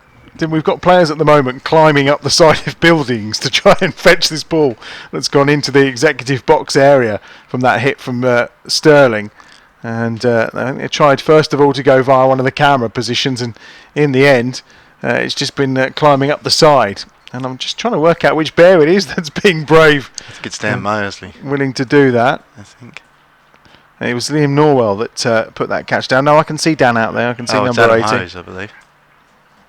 Well, he's done it all so far today, so potentially could be Adam Hose who's gone hunting that one down. I'm just looking at all the physiotherapists and trainers who were sat down there in the sun watching him climb the stairs and offering absolutely no assistance. Second ball of the over eventually, and he's got some fielding to do now as well. Adam Hose, after that terrific century. 3rd Bears centurion in this format of the game, and it's quite a list to join when you're up there with Brendan McCullum and Ian Bell. 48 for 3 now. Sterling on to 35. Proctor back on strike. Tim Bresnan already gone for 7 in this over. I'll look to tighten that up now with Proctor on strike. Just short, and a wave outside the off stump from Proctor. Immediately pulls away, angry with himself. Just has a waft at that ball from Bresnan. Again, one of those scenarios where 7 off the over already, probably doesn't need to waft quite so hard. Good comeback from Tim Bresnan though. 3 balls remaining in the power play, 48 for 3. Full toss, Proctor. I feel he's missed out there because he's just poked that straight into the leg side where it's easily fielded. There's no run. Really good from Bresnan. 2 dot balls following that 6 and that single. 144 more required for the Northamptonshire Steelbacks. Slower ball from Bresnan's driven, he's gone! It's Lintott once more with a catch! And he's on his way, Proctor. Bresnan's got his 3rd, and the Steelbacks are 4 down with 48 on the board, and we've not even finished the power play. Yeah, well done. It's Bresnan and Lintott again, as you say. They've combined well so far in this innings, but yeah, I mean that's the extra runs of that total that the Bears got to defend. That's against Luke Proctor's type of game. They're having to force the shot down the ground where he'd much prefer to get himself in for a little while and maybe look to find boundaries behind the wicket, but he knows he's got to score, he knows he's got to score fast, and those are the opportunities they've created. That's that scoreboard pressure, and they've capitalised. It's been a rather typical first 6 for Birmingham, really. They've taken the wickets, which they've done throughout the tournament, but they've gone for runs as well, but with those extra 10-20 runs to what they usually have had to defend, they'll feel themselves in a very good position here. Rob Keogh is the new batsman for the Northamptonshire Steelbacks. No surprise, 1 ball left in the power play, 48 for 4. Chasing down a 192 for victory. Sterling on 35. Keogh immediately on strike, and he'll face Bresnan, who's taken 3 for 16 so far in his 17 deliveries. Terrific stuff from Tim Bresnan. We always knew he was going to be a great acquisition to this Warwickshire side, particularly in this format of the game as well. Final ball of his 3rd over. Keogh will play it out into the offside. It's a dot ball, and having been hit for 7 off the first 2 deliveries, 3 dots and a wicket at the comeback from Tim Bresnan. He's taken 3 wickets now in this Northamptonshire Steelback innings, and at the end of power play, they're 48 for 4. Yeah, good position for Birmingham here again. Though we did see it in the first innings, we did see the recoveries in some of the innings that were played from Adam Hose and Dan Mousley. So as I say, Paul Sterling's still a huge wicket. Rob Keogh is a very good player as well. So, still work to do, but they're in a commanding position now, and being able to bring on their slower bowls with their variation. This bowling attack has a lot of variation and a lot of very good experienced bowlers, and they'll be in a good position to try and turn the key a little bit here and keep Northants under the pressure. Jake Lintott, ball's following him today, and here he comes from the pavilion end. 2nd over. Sterling just turns him onto the leg side. There'll only be a single here. Very quick running, I think, for Sterling again. 3 catches for Lintott and a wicket, so he's certainly playing his part in the field for the Bears. 49 for 4, Sterling on to 36. Keogh to face Lintott on this pavilion end. Keogh strikes it up to mid-off, long off should I say. There's a quick single. Brings the 50 up for the Steelbacks off 38 deliveries. 142 required. Gloucester have lost another wicket. They're 50 for 4 in the 9th over, chasing 162 to beat Somerset. Sterling plays it into the offside. Another simple single for the Steelbacks, but the Bears will be happy with this. 3 singles off the first 3 balls of the over. Great to see Lintott and Will Rhodes still keeping first slip in for the new batter here. Continue to play that attacking cricket. Cut away by Keogh. Rhodes does the fielding. Every over where they don't score around the 10 mark that they require just builds that pressure some more, doesn't it? Yeah, absolutely. Lintott, full delivery. Just pushed up the long off. Single. It's that scoreboard pressure, isn't it? In the first innings where perhaps the Bears were going at sort of 6.5, 7 around about there. They didn't have that target that kept climbing in front of them, and that's what Northants are facing here. And it's a different mindset. It's a different battle. Lintott just pulls out. Just was turning his arm over. Beautiful afternoon in Birmingham. Blue skies all around. Wonderful cricket on show. Terrific batting display so far from the Bears. And now they're backing it up in the field once more. Lintott to Sterling. Just stands very still. Plays it into the leg side. 5 off the over from Lintott. It's another single, and at the end of 7 overs, Sterling's on to 38, Keogh's on 2, and the Steelbacks are 53 for 4. Our second player layer poll of today is to predict today's winners. It's very simple. Head to the Edgbaston app by scrolling down on the home tab and tell us who you think will win this game. Will it be the Bears or will it be the Steelbacks? They require 139 from 13 overs. We're going to see Norwell back into the attack. Difficult first over. Where Sterling really took him to town for 16 runs, but an opportunity now as pressure's been building to perhaps kind of add to that pressure.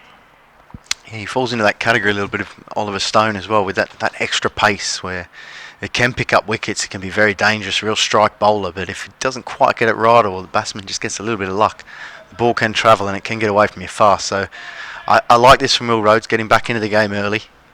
As I say, he's a strike bowler, and a wicket here would be a real backbreaker for Northants, especially if they can pick up Paul Sterling. Norwell's in, outside the off stump, and Sterling just plays it away, backward point, fielded by Mosley. No run. First ball of the 8th over. 53 for 4. There's pictures coming in as well. Hashtag Bears Den, or you Bears, if you would like to get in touch. We'd love to see where you're watching around the world today here on Bears Den TV. Norwell's got him! Sterling's gone! It's a short ball, slightly down the leg side, and he tried to put it away, and he's feathered it through to Michael Burgess, who takes a really good catch low down to his left-hand side, and he's gone. The danger man is out for 38. Norwell's got his first Bears T20 wicket, and the Steelbacks are 53 for 5. Big moment that for Birmingham. Great catch, Michael Burgess, to his left there, diving down. No shortage of pace on that from Liam Norwell, and good feet and a good dive, and he's hung on to a very, very important catch there. But that's what you get from Liam Norwell. We spoke about unfortunately not having Ollie Stone available today, Birmingham, but he brings that pace in, Liam Norwell. He brings that fire in the belly as well. He's a great competitor, very, very strong lad, likes to get out there. He's been very unfortunate with injury, and he brings plenty of positivity and energy to this team when he plays, and you're seeing it there. He might not have been his best delivery, but he's just got that extra bit of pace, that meant a lot to him, that first wicket, and it's a big wicket for Birmingham. Saif Saeeb is the new batsman to enter the fray for the Steelbacks. 53 for 5. We are midway through the 8th over. Well, 2 balls gone, should I say, of the 8th over. Left-hander, so Norwell's going to come round the wicket to the new batsman. Coming in from that Birmingham end, he's taken an edge, and a flying attempt to catch that, and he almost got there at backward point. Now they'll get a single for it. It was a terrific effort in the end from Dan Mosley, and well, he's having the kind of day where maybe those kind of things kind of stick. Just couldn't quite reach, but it was a terrific effort. 54 for 5. They've taken a single. It brings Keogh on to strike. Great attempt from Dan Mosley. Norwell back to his mark. Short ball that's just turned around the corner. Be another single. Keogh will move on to 3. 55 for 5. 137 required.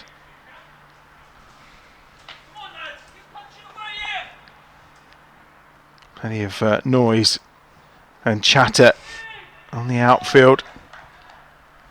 As we said earlier, we heard some fans outside having a good sing-song during that first innings as well. Outside the off-stump. Zaib is beaten by Norwell. Another dot ball. Good over this as well. 2 from it so far and a wicket for Liam Norwell. Great comeback, having gone for 16 in his first over.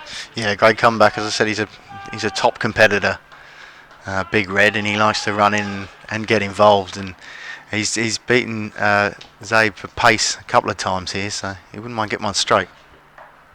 It's played out. No single there for Zaib. Really good over from Liam Norwell. 2 runs from it and a wicket too. 55 for 5 at the end of 8 overs. 137 required off of 72 balls. Hi to Salah. Once a bear, always a bear. This is true. A big Adam Hose fan.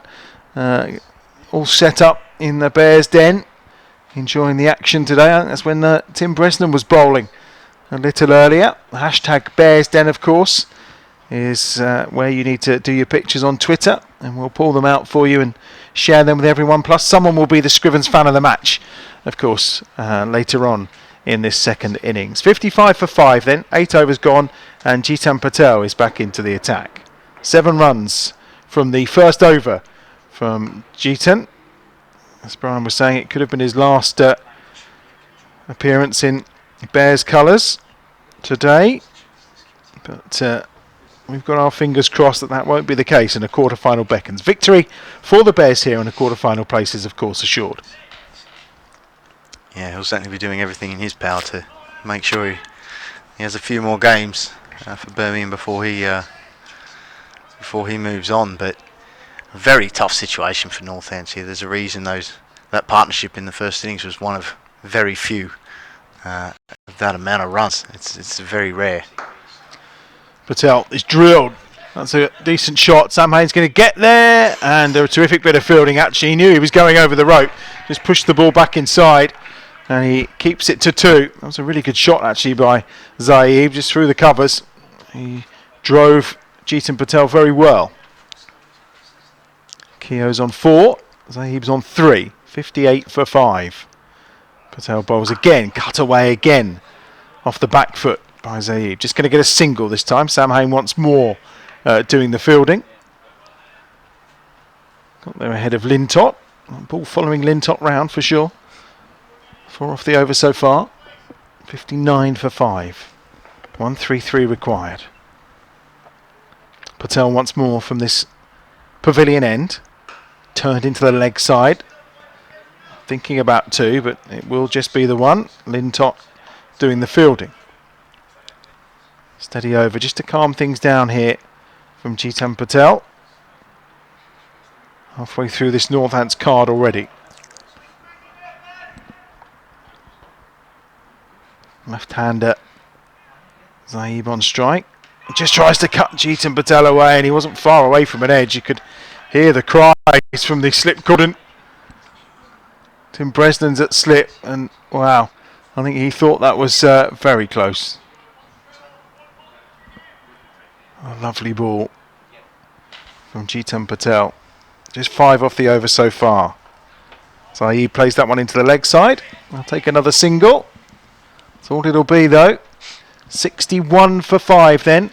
From 9 overs, 66 balls remaining, 131 required. So we're already up to nigh on 2 runs every single ball. So 12 and over is the target with 5 wickets down from here. That's going to be a really difficult target to chase. Yeah, it is, and that's the subtle effect of Jeetan Patel that over there. You see the batsman now through his reputation and really because of his skill, they're not prepared to take any risks against him. So as much as he'd love to take 3-4 wickets in his spell every time he plays, the batsmen just aren't really going to give him that opportunity. They tried to play a few shots in his first over and he had a couple of chances that didn't quite fall for him. But you see in that over, they just knock it around, a couple of dot balls, and as you say, the next thing you know, he's done a fantastic job, and the rate's gone right up. So that's the subtle effect he can have. Here's Henry Brooks, and he's immediately driven for 4 by the left-hander Zaib. Full ball from Brooks through the covers. It's an excellent shot from Zaib. He's on to 9. 65 for 5. Henry Brooks, of course, with a terrific spell of bowling on Friday night at the end of that game against the Worcestershire Rapids, helping to cement a double Derby Day victory for the Bears. Brooks in again from the Birmingham end. Cut away, and it's going to just be a single, I think. So he wants a second, but it's not going to get there. 1 run for Zaib. It was just not really carrying through to Burgess and was wide of him anyway. 66 for 5.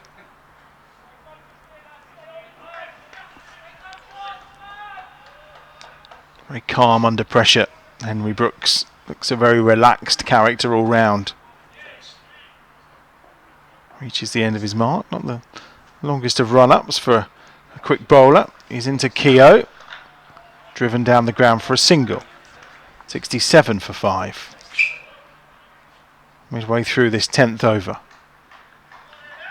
Yeah, he'll be brimming with confidence, Henry, after his last few performances, and he's usually a very good bowler when he's confident. So he's perhaps a little earlier into the game than he has been certainly the other night. So real opportunity for him here. He'll be fancying trying to grab a few more wickets and really turn the screw here. Zaib's just rocked back and has crashed that away through the covers for 4. It's a really good shot from Saif Zaib. Just short from Henry Brooks and punished. 121 more required.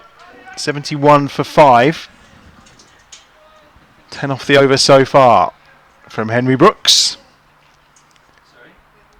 This left-right combination just causing the Bears a couple of problems here. And he's picked that one up. And he's gone! He's out! Terrific catch And Henry Brooks responds with a wicket. 10 had gone in the over. And it really was a terrific catch there. There's no doubt about that. Henry Brooks in the action again, taking the wicket. 71 for 6 now, Tim. Yeah, he's as you say, another great catch. It's Jake Lintott again. You really can't keep him out of the game. Wherever they put him, he tends to find a way to get involved. That great run out the other night as well. But he was playing very well there, Dave, as well. He's been quite a good player for Northants this season, this competition, and he was really starting to eye it up. And I think that's been the theme of the innings, really. Every time they start to get a bit of a partnership going, someone starts to see the ball find the boundaries, and the Bears find a way to get a wicket, get that breakthrough, and really stunt the Northamptonshire innings. And they're in a fantastic position now, Birmingham. They've got to be very careful not to get ahead of themselves, but from this position now, Northants will have to take a lot of risks, and Birmingham can just keep pushing for those wickets, keep trying to attack and take those wickets, and really bury Northampton if they can get this right in the next 3-4 overs. 4th catch for Lintott, and that's equalled the record in a T20 innings, alongside Pretorius, who managed it previously. Still time as well. The ball's following him round. There's no doubt about that. He's fielding incredibly well. There may have been 10 off the over, but it's a wicket for Henry Brooks. Northants 71 for 6, requiring another 121 for victory. Tim will leave us, and Brian Halford will replace him. And it's going to be Jeetan Patel to continue from this pavilion end. And it's another wicket down. And Craig Ellicott, he's painting his fence, which is one of the worst jobs you can actually do. But as he says, what a performance so far. Can we finish it off, boys? And it's keeping Craig going. Those terrible Sunday afternoon chores that Craig's being forced to do. Hashtag Bears Den, of course, for your picks. Jeetan Patel bowling again, this time to Keogh, who's on 6. It's a dot ball first up. The new batsman, by the way, is Tom Taylor. And Craig, make sure you finish that job off as well perfectly. You've done a great job so far on the fence. Lovely cut away that time by Keogh. It will just be 1. Really good throw in on that boundary. I think Adam Hose is out there doing his usual boundary rider's job. Sam Hain on this side, of course, and he's over here with Jake Lintott as well, who with his 4th catch of the innings. Patel bowling to Taylor. Plays it down the ground. Take the single. 73 for 6. What a remarkable match this is. Still work to do for the Bears, but from 20 for 4, they were in a deep hole. Brilliant century from Adam Hose. Great batting from Dan Moseley. Sweep that time from Keogh. Straight to Sam Hain. Just be a single. And we'll be happy to have them dealing in singles here. 3 off the over so far from Jeetan Patel's first 4 deliveries. And I check Lintott takes 1 wicket and takes 4 catches to equal Devol Pretorius' outfield record. Strange afternoon, great afternoon so far for the Bears. Now they've just got to finish it off. It is for a man who likes his stats like you, isn't it? The old record books are being rewritten in many ways today. 1-7-1 that partnership earlier, obviously, between Hose and Moseley. One of the finest T20 partnerships you'll see. Last ball of Jeetan Patel's over, just 3 off it so far. Reverse sweep this time from Taylor, all the way to the boundary for 4. Picked the gap, played it very well, and it's that kind of boundary that just gives Northants that glimmer. 78 for 6, 114 required then off the final 9 overs, so 54 balls to score 114 runs. Trying to find that one that's gone in the stand. Adam Hose again on stand duty. And Henry Brooks, I think he's going to be replaced at that far end. He got the wicket, may have gone for a few runs, but Liam Norwell, who came back really nicely, just went for 2 runs off his second over after being carted round first time. He's back into the attack from the Birmingham end.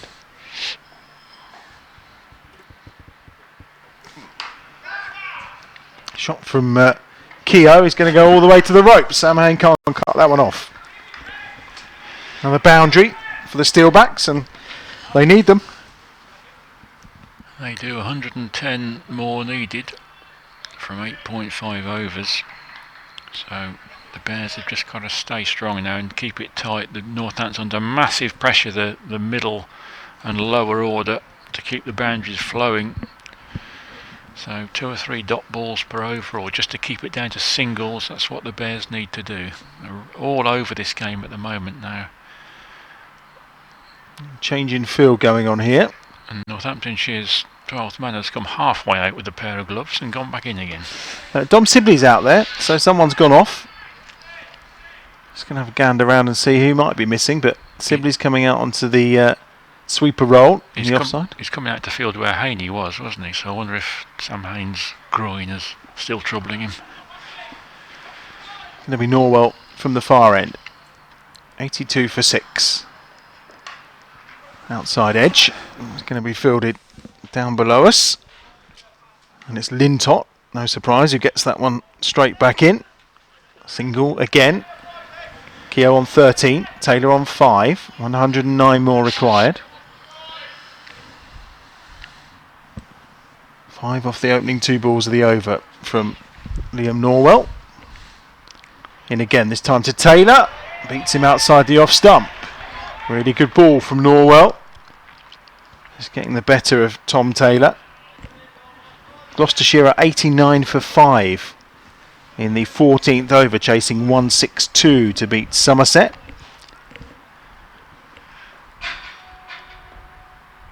Norwell from the far end again. It's a big shot from Taylor, all the way for 6. He stands back and delivers. Short ball from Norwell, and it's been dispatched over the ropes. And Taylor moves on to 11, and the Steelbacks on to 89 for 6. Tom Taylor looks very accomplished for a number 8, doesn't he? That was a mighty hit there, albeit off a short ball, and his reverse sweep off Chetan Patel in the last over was pretty impressive for a number 8. Bears could do with truncating his little counter-attack, I think. Taking of wickets again has been key here. Norwell in again to Taylor once more. That's Fuller, and he's got an outside edge on that one. That's going to get away for 4. One of those fortuitous balls. 93 for 6. Taylor on to 15 from 7. And another expensive over here from Norwell. 15 from it so far with 1 ball remaining. And the target is below 100. It's the dilemma, isn't it, Adam, whether you do gamble and keep a slip in. Would you? At this point, I think they've got the opportunity to. It's going to be a single. There's a quick run single as well. Will Rhodes not taking any chances with a shot at the stumps. 12 overs gone. And they move on to 94 for 6. Taylor on 16. Keogh's on 13. I suppose it's more of a question now. Do you bring a Bresnan back on to see if you can grab another wicket? There's Tom Gould. This is from Tom Gould. It's Papa Bear and Little Polar Bear as well, cheering on the Bears from the den in Kibworth Harcourt in Leicestershire, donning their fancy tops as well. Very nice and lovely to hear from you and see your pictures. Hashtag Bears Den, of course, if you want to send your photos through to us. We would love to see where you're watching, wherever you are around the world. It's Bears Den TV, live from Edgbaston under the blue skies in Birmingham. And here's kind of man of the moment, really. 4 catches and a wicket so far for Jake Lintott, and he's back into the attack. A wicket wouldn't go amiss here. 1 for 14 so far. Certainly deceives Taylor, who seems to... Like Ed Pollock and Neil Carter's much happier. And that's a consistent score that's required every single over. Taylor goes down the ground this time. Again, it's another single. It's fielded by Dan Mosley. Keogh on 14. Taylor on 18. 97 for 6. Then top from this pavilion end. Swept. He swept well, and he's swept over the head of Dom Sibley, the substitute fielder. 6 runs for Keogh, and that brings the 100 up for the Northants Steelbacks. 103 for 6, with 1 ball remaining in the 13th over. 89 more required. This game is still alive. Yes, that's Keogh's first real shot in anger. 14 from 14 balls before then, but he connected that one with that one very well. Makes some room for himself again. This time he cuts Lintott away, all the way to the boundary for 4. And it's boundaries on opposite sides of the wicket from Rob Keogh. He moves on to 24. 107 for 6. And with 7 overs remaining, 85 is the target for Northants. Place in the quarterfinals up for grabs to either of these two sides. Obviously, in the case of Northants, were they to be victorious, it would come down to run rate, because it looks like Somerset getting the better of Gloucestershire at the moment. Gloucester now 109 for 5 overs remaining, 53 runs they require from just under 5 overs in that game at the county ground in Bristol. Henry Brooks back into the attack, takes wickets at key times, does Henry Brooks. Went for 10 but did take a wicket previously. He's in again now, and that's Taylor again, who's gone for his stand and deliver approach, and he has delivered all the way for 6. Paul Pollard raises his arms. Another big hit from Tom Taylor.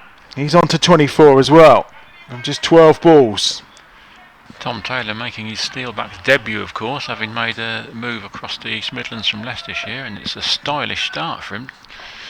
24 from 12. I don't think short's the way to bowl on this wicket at the moment. Bit fuller from Henry Brooks, but it's in the zone. It's 4 more. Really clean striking from Tom Taylor. 20 from the last 4 balls from Keogh and Taylor, and this has really put Northants back in the mix. 75 to win. 6 overs and 4 balls remaining. My maths tells me that's 40. And there's 75 runs required, so they're already back down below the 2 runs a ball. Just off those last 4 deliveries. And Will Rhodes deciding to try and cut off those straight hits. He's gone back on the long off fence now, and third man is coming up. And fine legs up inside the circle as well. That's a great slower ball from Henry Brooks. Better from Henry Brooks. Well, I'm not sure. I was hoping we wouldn't have the nail biter we had on Friday night. I've got that feeling. This is going to be a tight old finish again. Wicket's the key here for the Bears. Steelbacks 117 for 6. Midway through the 14th over. 75 more required. Brooks is in again. It's a fuller length straight down the ground, and that will just be a single. Fielded by Will Rhodes. Yes, this game, even by T20 standards, has fluctuated wildly, hasn't it? 20 for 4, then brilliant partnership put the Bears into a real strong position. Northants lose early wickets. Now a bit of a counter-attack. Very much so. Keogh on 24. Taylor on 29. Brooks in again from the Birmingham end. Cut away. Fielded by Dan Mosley. No run. Keogh looks a little frustrated. He felt he could have probably got that beyond the fielder. Nice change of pace there from Henry, and you really get the feeling that he's starting to get this late innings bowling role. The Bears have looked at Henry Brooks as a possible real operator in T20 for some time, and he's looking an expert now. Final ball of his second over. Driven. Will Rhodes will field. Just be a single. Really good. And that change in that field has just dried up the runs at the back end of the over. 2 dot balls and 2 singles to finish the over. 119 for 6. 36 balls remaining. 73 required. Rhys Finney says a sublime performance from the Bears so far. And Adam Hose's innings was astonishing. It absolutely was. Maybe we should give him the ball. But hi to Rhys, who's in his Bears den watching the coverage this afternoon. Thanks for getting in touch. And we're going to see Liam Norwell come on from this end. Norwell already bowled 3 overs. 34 he's gone for so far. So economy rate just over 11. Both he and Henry Brooks in the 11s so far and into double figures. But it's over 15 then. Norwell has the ball. Let's see what he can deliver from the pavilion end this time. It's 4. It's driven. And it's going to go all the way to the boundary for 4. Will Rhodes is up inside the circle there, but I don't think he'd have cut it off even if he'd been on the rope. 1, 2, 3 for 6 now. Keogh on to 29. A little surprised that Liam Norwell's come back on for his 4th this early. There's a case perhaps for getting another over from the spinner on. That the batsmen seem less comfortable against the spinners. Norwell very quickly back into his stride again. Makes some room for himself that time does Keogh, and this time he's gone over the top once more. And it's all the way for 6, or has he only gone for a 4? No, it's only a 4. The arms were up from Jeremy Lloyds for a moment there as he just hesitated and waited for confirmation. It's back-to-back boundaries for Keogh. He's on to 33. It's 1-2-7 for 6. I think Will Rhodes after the other night when he brought himself on for an over. Yeah, it seems a little bit scared maybe to bring himself on for an over, which he potentially could have done here. Turn around the corner there by Keogh, and it's just going to be, it's actually going to be 2. I think Henry Brooks doing the fielding, 10 off the first 3 deliveries. They need 12 and over. Well, they started these last overs needing 12, so they've broken the back of this one already. And the Bears, I think, need to break this partnership. Keogh 35, Taylor 29. This game is absolutely on a knife edge. Norwell turned round the corner by Keogh, just for a single straight to Henry Brooks, but they've already taken 11 off 4 deliveries. Get the boundaries in early, just takes the pressure off for the rest of the over, doesn't it? It does, and they know that if they can find another boundary in these last 2 balls, then they'll be ahead of par in this little mini chase of 6 overs. Norwell again from this pavilion end. That's short, turn round the corner. Henry Brooks has got to work hard to get there to cut it off. He can't. And Taylor has a boundary as well now. And that's 15 off the first 5 balls of the over. Taylor on to 33. The target now 58. 1-3-4 for 6. Just over 5 overs remaining. Liam Norwell now gone for 49 from his 3.5 overs. Not a happy T20 debut for the Bears for Liam, but if he could finish it off with a wicket, what a strike that would be. Last ball of his spell, and it's going to the boundary again. Through the covers for 4.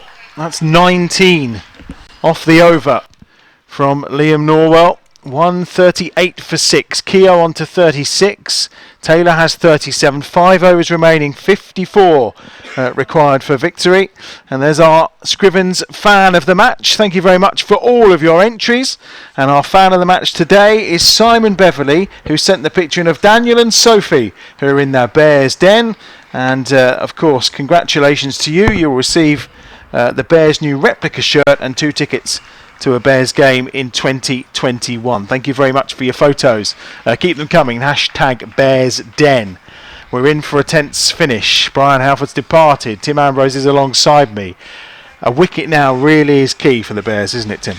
Yeah, I think it's hugely important. This is a very, very fine partnership between these two. Taylor having a very impressive debut for Northants, striking the ball well. Keogh's really joined in the last couple of overs as well, but still 2 overs left from the spinners.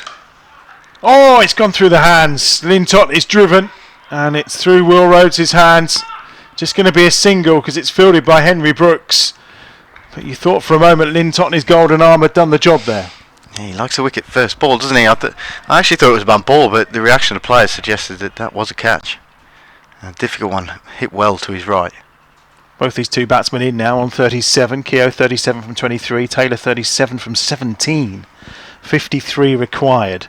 29 deliveries remaining. Oh, and Lintott almost did in there. He's just lifted that one in the air, and it was just beyond Lintott's reach. Just thought for a moment it deceived him enough to give the Corton Bowl chance. Yeah, I think this over from Lintott and Chetan Patel's last over, probably their best shouts for wickets against these two. It's much harder to hit the spinners out the ground today, it seems. Lintott to Keogh makes room. That's gone up in the air. Here's a chance. Is it Adam Hose coming in to take the catch? The catch is taken. And it is Adam Hose. Well, what a game he's having. It's a terrific catch. Well taken. It was up in the air for a long time, but they've got Keogh.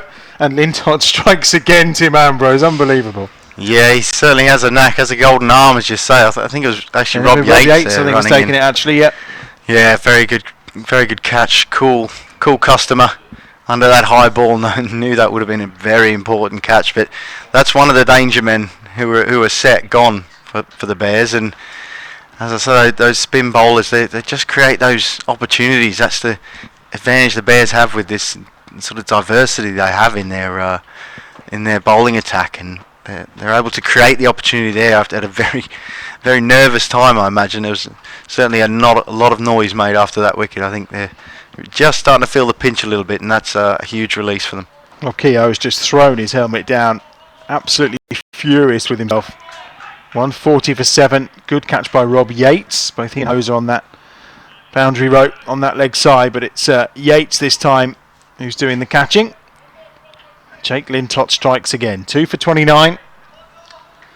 4 catches in the game as well. And the new batsman is Graham White. And it's Lintott once more. Straight back at him. And well, Lintott, who's taken 4 catches already, looks to the heavens because he's put him down. Difficult chance, but would have been a 5th catch of the match and would surely have sealed the victory. Yeah, it could be a big opportunity, that. It was well struck. He hits the ball very hard, Taylor. It's cut away by Taylor again. Sibley does the fielding. Score moves on to 141 for 7. Gloucester are 130 for 6, by the way, chasing 162 for victory, so they need 32 from 15 balls to beat Somerset. Lintott, Taylor's gone high. Yates is under it again, is he? No, it's all the way back for 6. Taylor still the danger man here. Moves on to 44. 147 for 7 at the end of the 16th over. 4 overs to go. 45 are required for the Steelbacks. A wicket, but 9 off the over there from Jake Lintott. Yeah, Graham White's another player who can hit a big ball. As we saw there, he's a good striker of the ball as well, and I say that with very high hopes of putting some sort of commentator's curse on him. It's a good effort.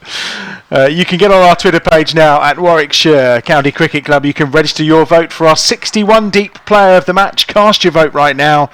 I think I'm not going to put my neck on the line here. I've got a funny feeling who might win that today. Get voting now at Warwickshire County Cricket Club. Chetan Patel is into the attack from the pavilion end. We have got 24 balls to go. Down the ground immediately from White. It's for a single. 147 for 7 the score. 45 required off of the final 23 balls. White is on to strike. He's on 6 from 2 balls so far. He's gone big off Chetan Patel. He's gone all the way for 6 over mid-wicket. It's a terrific hit from Graham White. He moves on to 12. 154 for 7. 38 more required for the Northants Steelbacks. Yeah, he'll have a very, very clear mandate here. Graham White is going to look to hit every ball out the park, I'd imagine. Patel, how does he respond? It's a full toss. It's straight down the ground. Is it a catch that's taken in it? Oh! No! He's put it down. It's gone down. Down below us. The chance goes. Looks to the heavens. Well, what a catch that would have been. The wicket then of White, but they've scampered through for a single. Chetan Patel on the 4th ball of the over. 37 required. 21 balls remaining. Just a single. 9 off the over so far. Looked as though he'd held on to that there. Adam Hosen may have maybe popped out as he hit the ground there with his elbows. Usually a very safe pair of hands. Patel again. He bowls. Can have another go. Big again. It's up in the air. It's all the way for 6. Big hit from Graham White. Puts Chetan Patel straight down the ground. Second 6 of the over. 15 from it in total. White's on to 19 and they require 30 more. 19 balls to go. Patel bowls. It's a full toss. That's back down the ground as well. It's another 6. It's a huge hit. Third 6 of the over. 21 from it. It's a massive hit from White. He's on to 25 off just 6 balls. Taylor's on 41 off 21. And they now require 24 more off the last 3 overs. Yeah, great hitting there from Graham White. My commentator's curse not worked at all. Jim Patel will be very disappointed with himself. He's opted to try and slam a few into the block hole nice and fast there, and instead of taking the pace off. He's made that decision, and he's just missed the target a couple of times, and White's really made him pay. Some very impressive ball striking, and these two now have picked up the mantle, and they're hitting the ball very cleanly, and the Bears need to hang on to one of these chances. 24 runs required for the last 3 overs. Brooks is in. Hits straight down the ground. Just going to be a single. Taylor moves on to 42 from 22 balls. Brings White onto strike. 23 needed from 17 deliveries. Henry Brooks from the far end. 1 for 23 so far. Start of his 3rd over. Brooks again. Outside the off stump. Beats him. No run. Dot ball. So crucial at this stage of the game. So tight the finish. The flow of T20. At the moment, the momentum is with Northants. 23 required of 16 balls. Brooks once more. Into Graham White. Outside the off stump. He's gone for a big hit. It's going to be picked up on this near side by Dom Sibley. It'll be 2. Sibley outfielding, I think, in place of Sam Hain. 2 more to the total. 171 for 7. White onto 27. 21 required from 15 balls. A punch of the gloves between the 2 batsmen. Henry Brooks from the Birmingham end. It's cut away, and there's no 3rd man. He's inside the circle, and it's 4 runs for Graham White. He's on to 31. 175 for 7. 17 required off of 14 balls. I've got to say, what a knock this has been. Graham White, 31 off 9 balls. As I said, he would have had a very clear message of go and hit the ball out the park at every opportunity, and he has delivered. He's not disappointed his side. He's put the pressure right on the Bears, and they really do need a wicket now. And Henry Brooks, who's done well to restrict the runs at the back end of the innings, that's not working so far at the moment, and he needs to find a way to pick up a wicket. Will Rhodes and him looking to bring a few extra fielders in, perhaps, and no long off's going to go out, but they're going to try and direct White to hit where they want him to hit, and Henry's going to have to be right on the button. 17 required of 14 balls. Oh, it's clever from White. It was short, and he's turned it round the corner. All the way for 4. Well, that's a terrific shot. White moves on to 35. 179 for 7. 13 required now off just 13 balls. Interesting. It's a free hit as well. They've called no ball. For a no ball. Jerry Lloyd's appeared to signal that it was okay, but 2 runs for it, and now a free hit. White on 31. Cuts that one away. Stopped by Dan Mosley. And White is on 35, should I say. 181 for 7. 10 required now. The score moves to 182 for 7. 13 balls remaining. Just 10 runs required, and it's all gone wrong for the Bears, but there is still time. A wicket now would be crucial. It'll put us down to the last 2 batsmen, Nathan Buck and Ben Sanderson, but Henry Brooks needs to strike. Last ball of his over. Dot ball. So precious at this point in the game. 10 runs required, and we have got 2 overs remaining. Tim Bresnan still has 1, and he has ball in hand from this pavilion end. Will Rhodes just jogs alongside him. Bresnan with one to bowl, Brooks with one to bowl. Key moment, Tim Ambrose. Yeah, huge moment. Very. Is there one more twist in the tail here? This has been a fantastic game. It's been up and down. It's had a little bit of everything, and I think half an hour ago, everyone was up here was sat very comfortably and quite sure of things. But Northants have turned this game on its head, not for the first time this afternoon. And as I say, is there one more turn as Tim Bresnan calls on all his experience to try and pull a few wickets out. 10 required from 2 overs. Bresnan bowls the first ball. Clatters the pads. They scamper through for a single. 9 required. 183 for 7. Just get you posted elsewhere. Gloucester need 13 from the final over to beat Somerset. In the rest of this central group, the Vitality Blast, Glamorgan have beaten Worcester by 6 wickets at New Road. 9 required from 11 balls. Bresnan again, short, bangs it into the wickets, turn round the corner, all the way beyond the ropes for 4. Between the two fielders, there's nothing they can do to get close. And it's 4 runs. Taylor on to 46 now from 24 balls. White is on 36 from 12. I mean, that's an extraordinary strike rate of 300. 5 required to win with 10 balls remaining.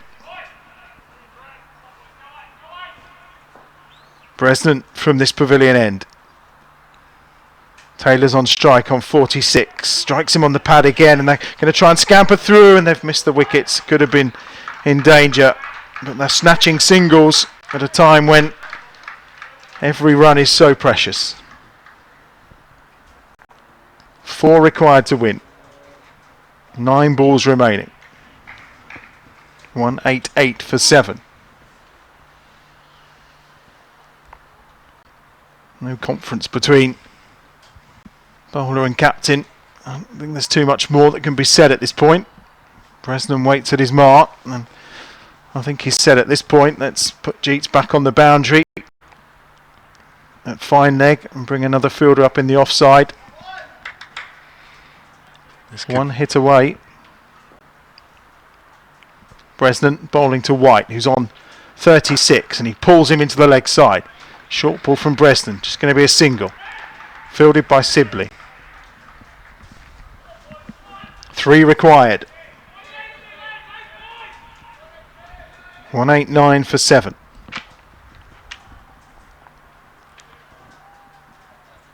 Now Will Rhodes and Tim Bresnan come together. 8 balls remaining. Taylor on 46 from 25 balls. White with 37 from 13. An extraordinary piece of batting. Bresnan from the pavilion end. 3 required. He's 4, he's driven, and that's 4 runs. And you can hear the cheers of the Northants Steelbacks. They've won with 7 balls to spare by 3 wickets here at Edgbaston. It's a win that puts them onto 11 points in the table as well. Level with the Bears, of course, but with a better run rate means they will finish above them and will potentially secure their place.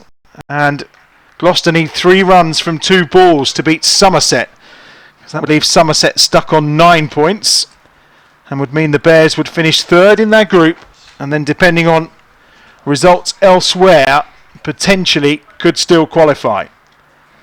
But that's very much a potential score. At the moment, looking elsewhere, the key fixture is that between Leicestershire and Lancashire.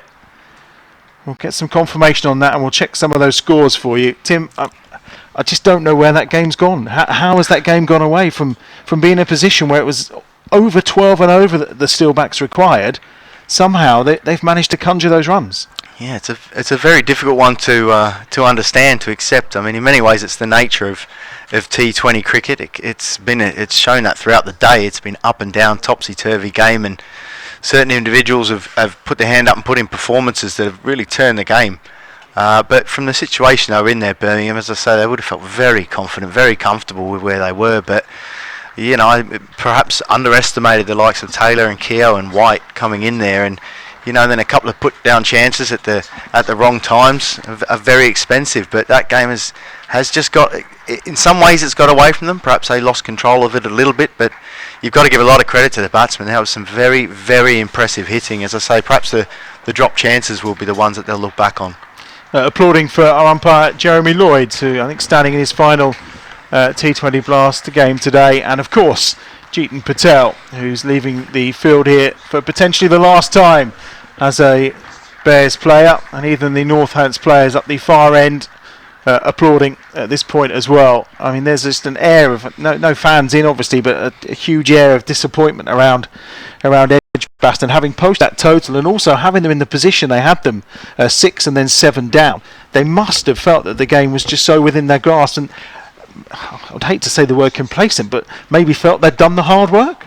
Yeah, possibly. I mean, there is a slight air of shock around the place, if I'm honest, looking at the players. They seem to be scratching their heads, really unsure as to where that's gone. But as I say, that is the nature of this game, and if you do take your foot off the pedal for just a moment, it can turn so quickly. The players can hit the ball so hard, so far, so often at the moment that they really can take the game away from your grasp, where you really think you've got it locked down, and that will be something that'll have to work out exactly what happened. But a real shock there to the Bears, and as I say again, though, it's very impressive from Northants. They almost got to a position where they had nothing to lose, and they played accordingly, and it came off. And that's what you have. You have match winners in your side to try and tie up results like that. You certainly do. They are still playing in Bristol. Gloucester needing 3 off the final ball to get victory against Somerset. That would obviously at that point mean that Northants definitely finished second in the group, and Birmingham have finished third if Gloucester can close that one out and secure victory. And it's a tie. It's finished as a tie, which means the Bears do finish above Somerset, who finish on 10 points. Now the other key fixture is the game taking place between Lancashire and Leicestershire. Now if Lancashire can beat Leicestershire, then by my maths and looking at it, I think the Bears would finish third in the group and would qualify as 2 of the best third place teams. As things stand, the Lightning need 41 from 3.5 overs to beat Leicestershire in the game that's taking place right now. So we're in for a nail-biting kind of 20 minutes or so as we wait to find out whether the Bears do actually qualify for the quarter-finals. But the result has gone the right way down at Bristol, with Gloucester tying with Somerset, meaning Somerset finish on 10 points. Let's go back to the positive points that we've had today, I think. Adam Hose, I mean, just what a terrific innings, one of the best Bears T20 innings we've seen. Yeah, it was tremendous, and he's under a huge amount of pressure and in a very difficult situation. He's been promoted the last couple of games to open the batting and try and turn around the fortunes at the top of the order a little bit throughout this campaign. And whilst it didn't come off for him the other night, I think the way he played was the right way. That it mightn't look like it to do with his strike rate. He was still trying to play his shots, play his options. I think he plays best when he stands still, watches the ball and hits it hard. I think when he goes to try and score a score, if you like, and just sort of set about it and have a long-term plan, it can be a little bit trickier. He's much better when he stands and hits the ball. And tonight, despite the situation that the Bears were in, he continued to do that, continued to look to hit his boundaries, take on his options regardless of the situation of the game, and that's when he plays his best. And that's it's really is one of the great knocks, and it's a terrible shame. Combined with that the Bears have lost this game, because I think that would have gone down as one of the great innings for the Birmingham Bears in the past. I mean, it still will, but under the pressure it was in a knockout game, to get a total like that from that position was tremendous, along with Dan Mousley, who played a great accompanying role as well. He's done it 2 games in a row, Dan, now, hasn't he? And it just shows that maturity that's coming. He's a player, I'm guessing, that obviously we've seen him be blooded in the longer form of Red Bull form of the game. He looks like he's got the right temperament and attitude in a T20 game. He can clear the ropes when he needs to, but also there's a time when he's happy to just knock the ball around and play second fiddle. Yeah, he's got a great combination of sort of maturity and confidence. He's obviously incredibly talented, there's no question about that, but he seems to be very mature with a bat in his hand, well beyond his years, and certainly without being mean, certainly beyond what he is as a person. He seemed to Sam Hain was very similar when he started. He seemed to put a bat in their hand, and they turn into a 30-year-old. They're very, very comfortable and mature in that role, and I think everyone sort of noticed that about Dan, his ability to understand the game and understand how to go about innings, and also his hunger to learn to understand the game and understand his own game and how he can best utilise his own skills. And he does work very hard on that. He's a very good student of the game in that way, and I think you've seen in these 2 games that he has a very bright future if he continues to play in that way and continues to keep his head clear and back his ability. And as I say, he understood that his role there was to support Adam Hose and to still take his options when they were, and he was brave enough to do that in under a huge amount of pressure at difficult circumstances. And again, between him and Rob Yates, I think in this tournament in particular, that there's some really, really good signs to go forward for the team and the club. The game we're keeping an eye on is the match between Lancashire Lightning and the Leicestershire Foxes. Lancashire Lightning need 37 now from 2.2 overs if they are going to overhaul Leicestershire and secure the Bears a place in the quarter-final. That's what we've come down to. And it was going very well, actually. 112 for 1 were Lancashire. They have unfortunately lost 4 wickets for 8 runs and are now 119 for 5. So again, another example of just where that momentum goes in these T20 fixtures. We'll keep an eye on that for you and let you know what happens. Elsewhere already, we've seen that Gloucester have drawn or tied with Somerset, so a point each for them, meaning that Somerset can't get ahead of the Bears, who sit in 3rd place on 11 points right now. Tim, there's obviously going to be tremendous disappointment downstairs because destiny was in their own hands. They may still make the quarter-finals, and that's the cheering, I think, over there. They must have just found out Northants, or they're celebrating the victory all the way over the other side of the ground, and probably finding out that Gloucester have managed to do the business. Therefore, they are guaranteed 2nd place and a spot in those quarter-finals as well. Overall, in terms of the campaign, the latter half of it obviously has been better than the first part. But actually, with the coming of Henry Brooks as a death bowler, we've seen what a great participant Ollie Stone is, the finding of Jake Lintott, and the continued good form of the likes of Sam Hain and Adam Hose, plus Yates and Mosley becoming really good T20 batsmen. That actually the future is quite bright.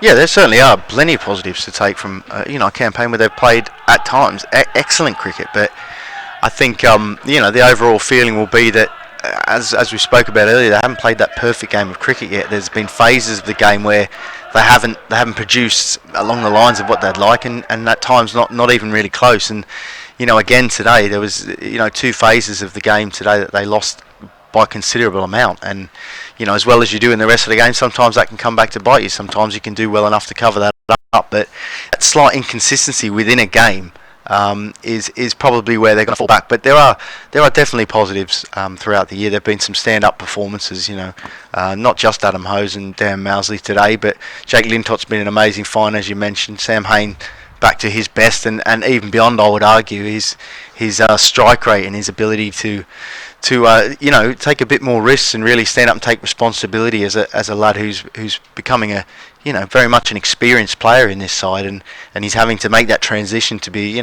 more experienced and to take more responsibility, and he's stepped up to that mark as well, which is a very, very promising step in the right direction for his future as well.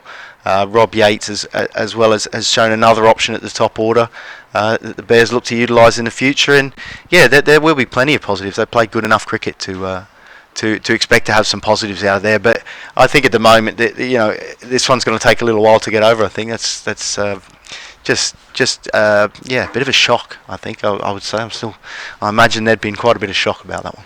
Yeah, 2 first ball ducks and still to end up posting 191 as a target, and then to feel that you're in the position that you are, for that to have slipped away. It will reverberate around that dressing room, because again we're in a scenario where potentially that's the end of the season, isn't it? It's been a really short season, it's been condensed, there's not been as much cricket, and all of a sudden, from feeling like you're about to move on to that next phase, they're in a scenario where it may be all over. Yeah, and without a doubt there's been planning for a quarter final and most likely and hopefully an appearance on finals day as well. There's been a lot of planning gone on around that in the last couple of weeks. The confidence has been high that we would make that situation. So, I think they haven't really allowed themselves to think about this scenario being the case. So, to get that close and then have to now deal with this is going to be a really tough pill to swallow. But that's what it is, and they're going to have to go over and sort of recap what's happened and try and work out how to move forward from there. But it is difficult being the last game of the season potentially, and that's a difficult one to move forward from, because as you say, you've probably got 6 months to rehash what's happened today, and that's as I say, it's probably going to take a while to get rid of that bruise. Tim, thanks for your company today as ever. Not the departure and the final appearance potentially for Jeetan Patel that we all wanted. Lancashire likely need 27 from 1 over if they're going to beat Leicestershire to help Bears get into the quarter-final. Disappointing defeat here to the Steelbacks. Here's Becky and Brian. Thank you, guys. Yes, as you said, a disappointing end to a day. Brian, can we put a quantity on how disappointing it actually is? I think they'll be devastated down in the dressing room, won't they? Because it was such a wildly fluctuating game, wasn't it? The Bears had a terrible start, fought back brilliantly through Hose and Moseley, and then bowled and fielded so well. Northampton needed 73 from the last 6 overs, the middle and lower order, and got them. Fair play, they batted. There's some really good clean hitting there, but the Bears will be gutted, having done so much right, just to not get over the line at the end.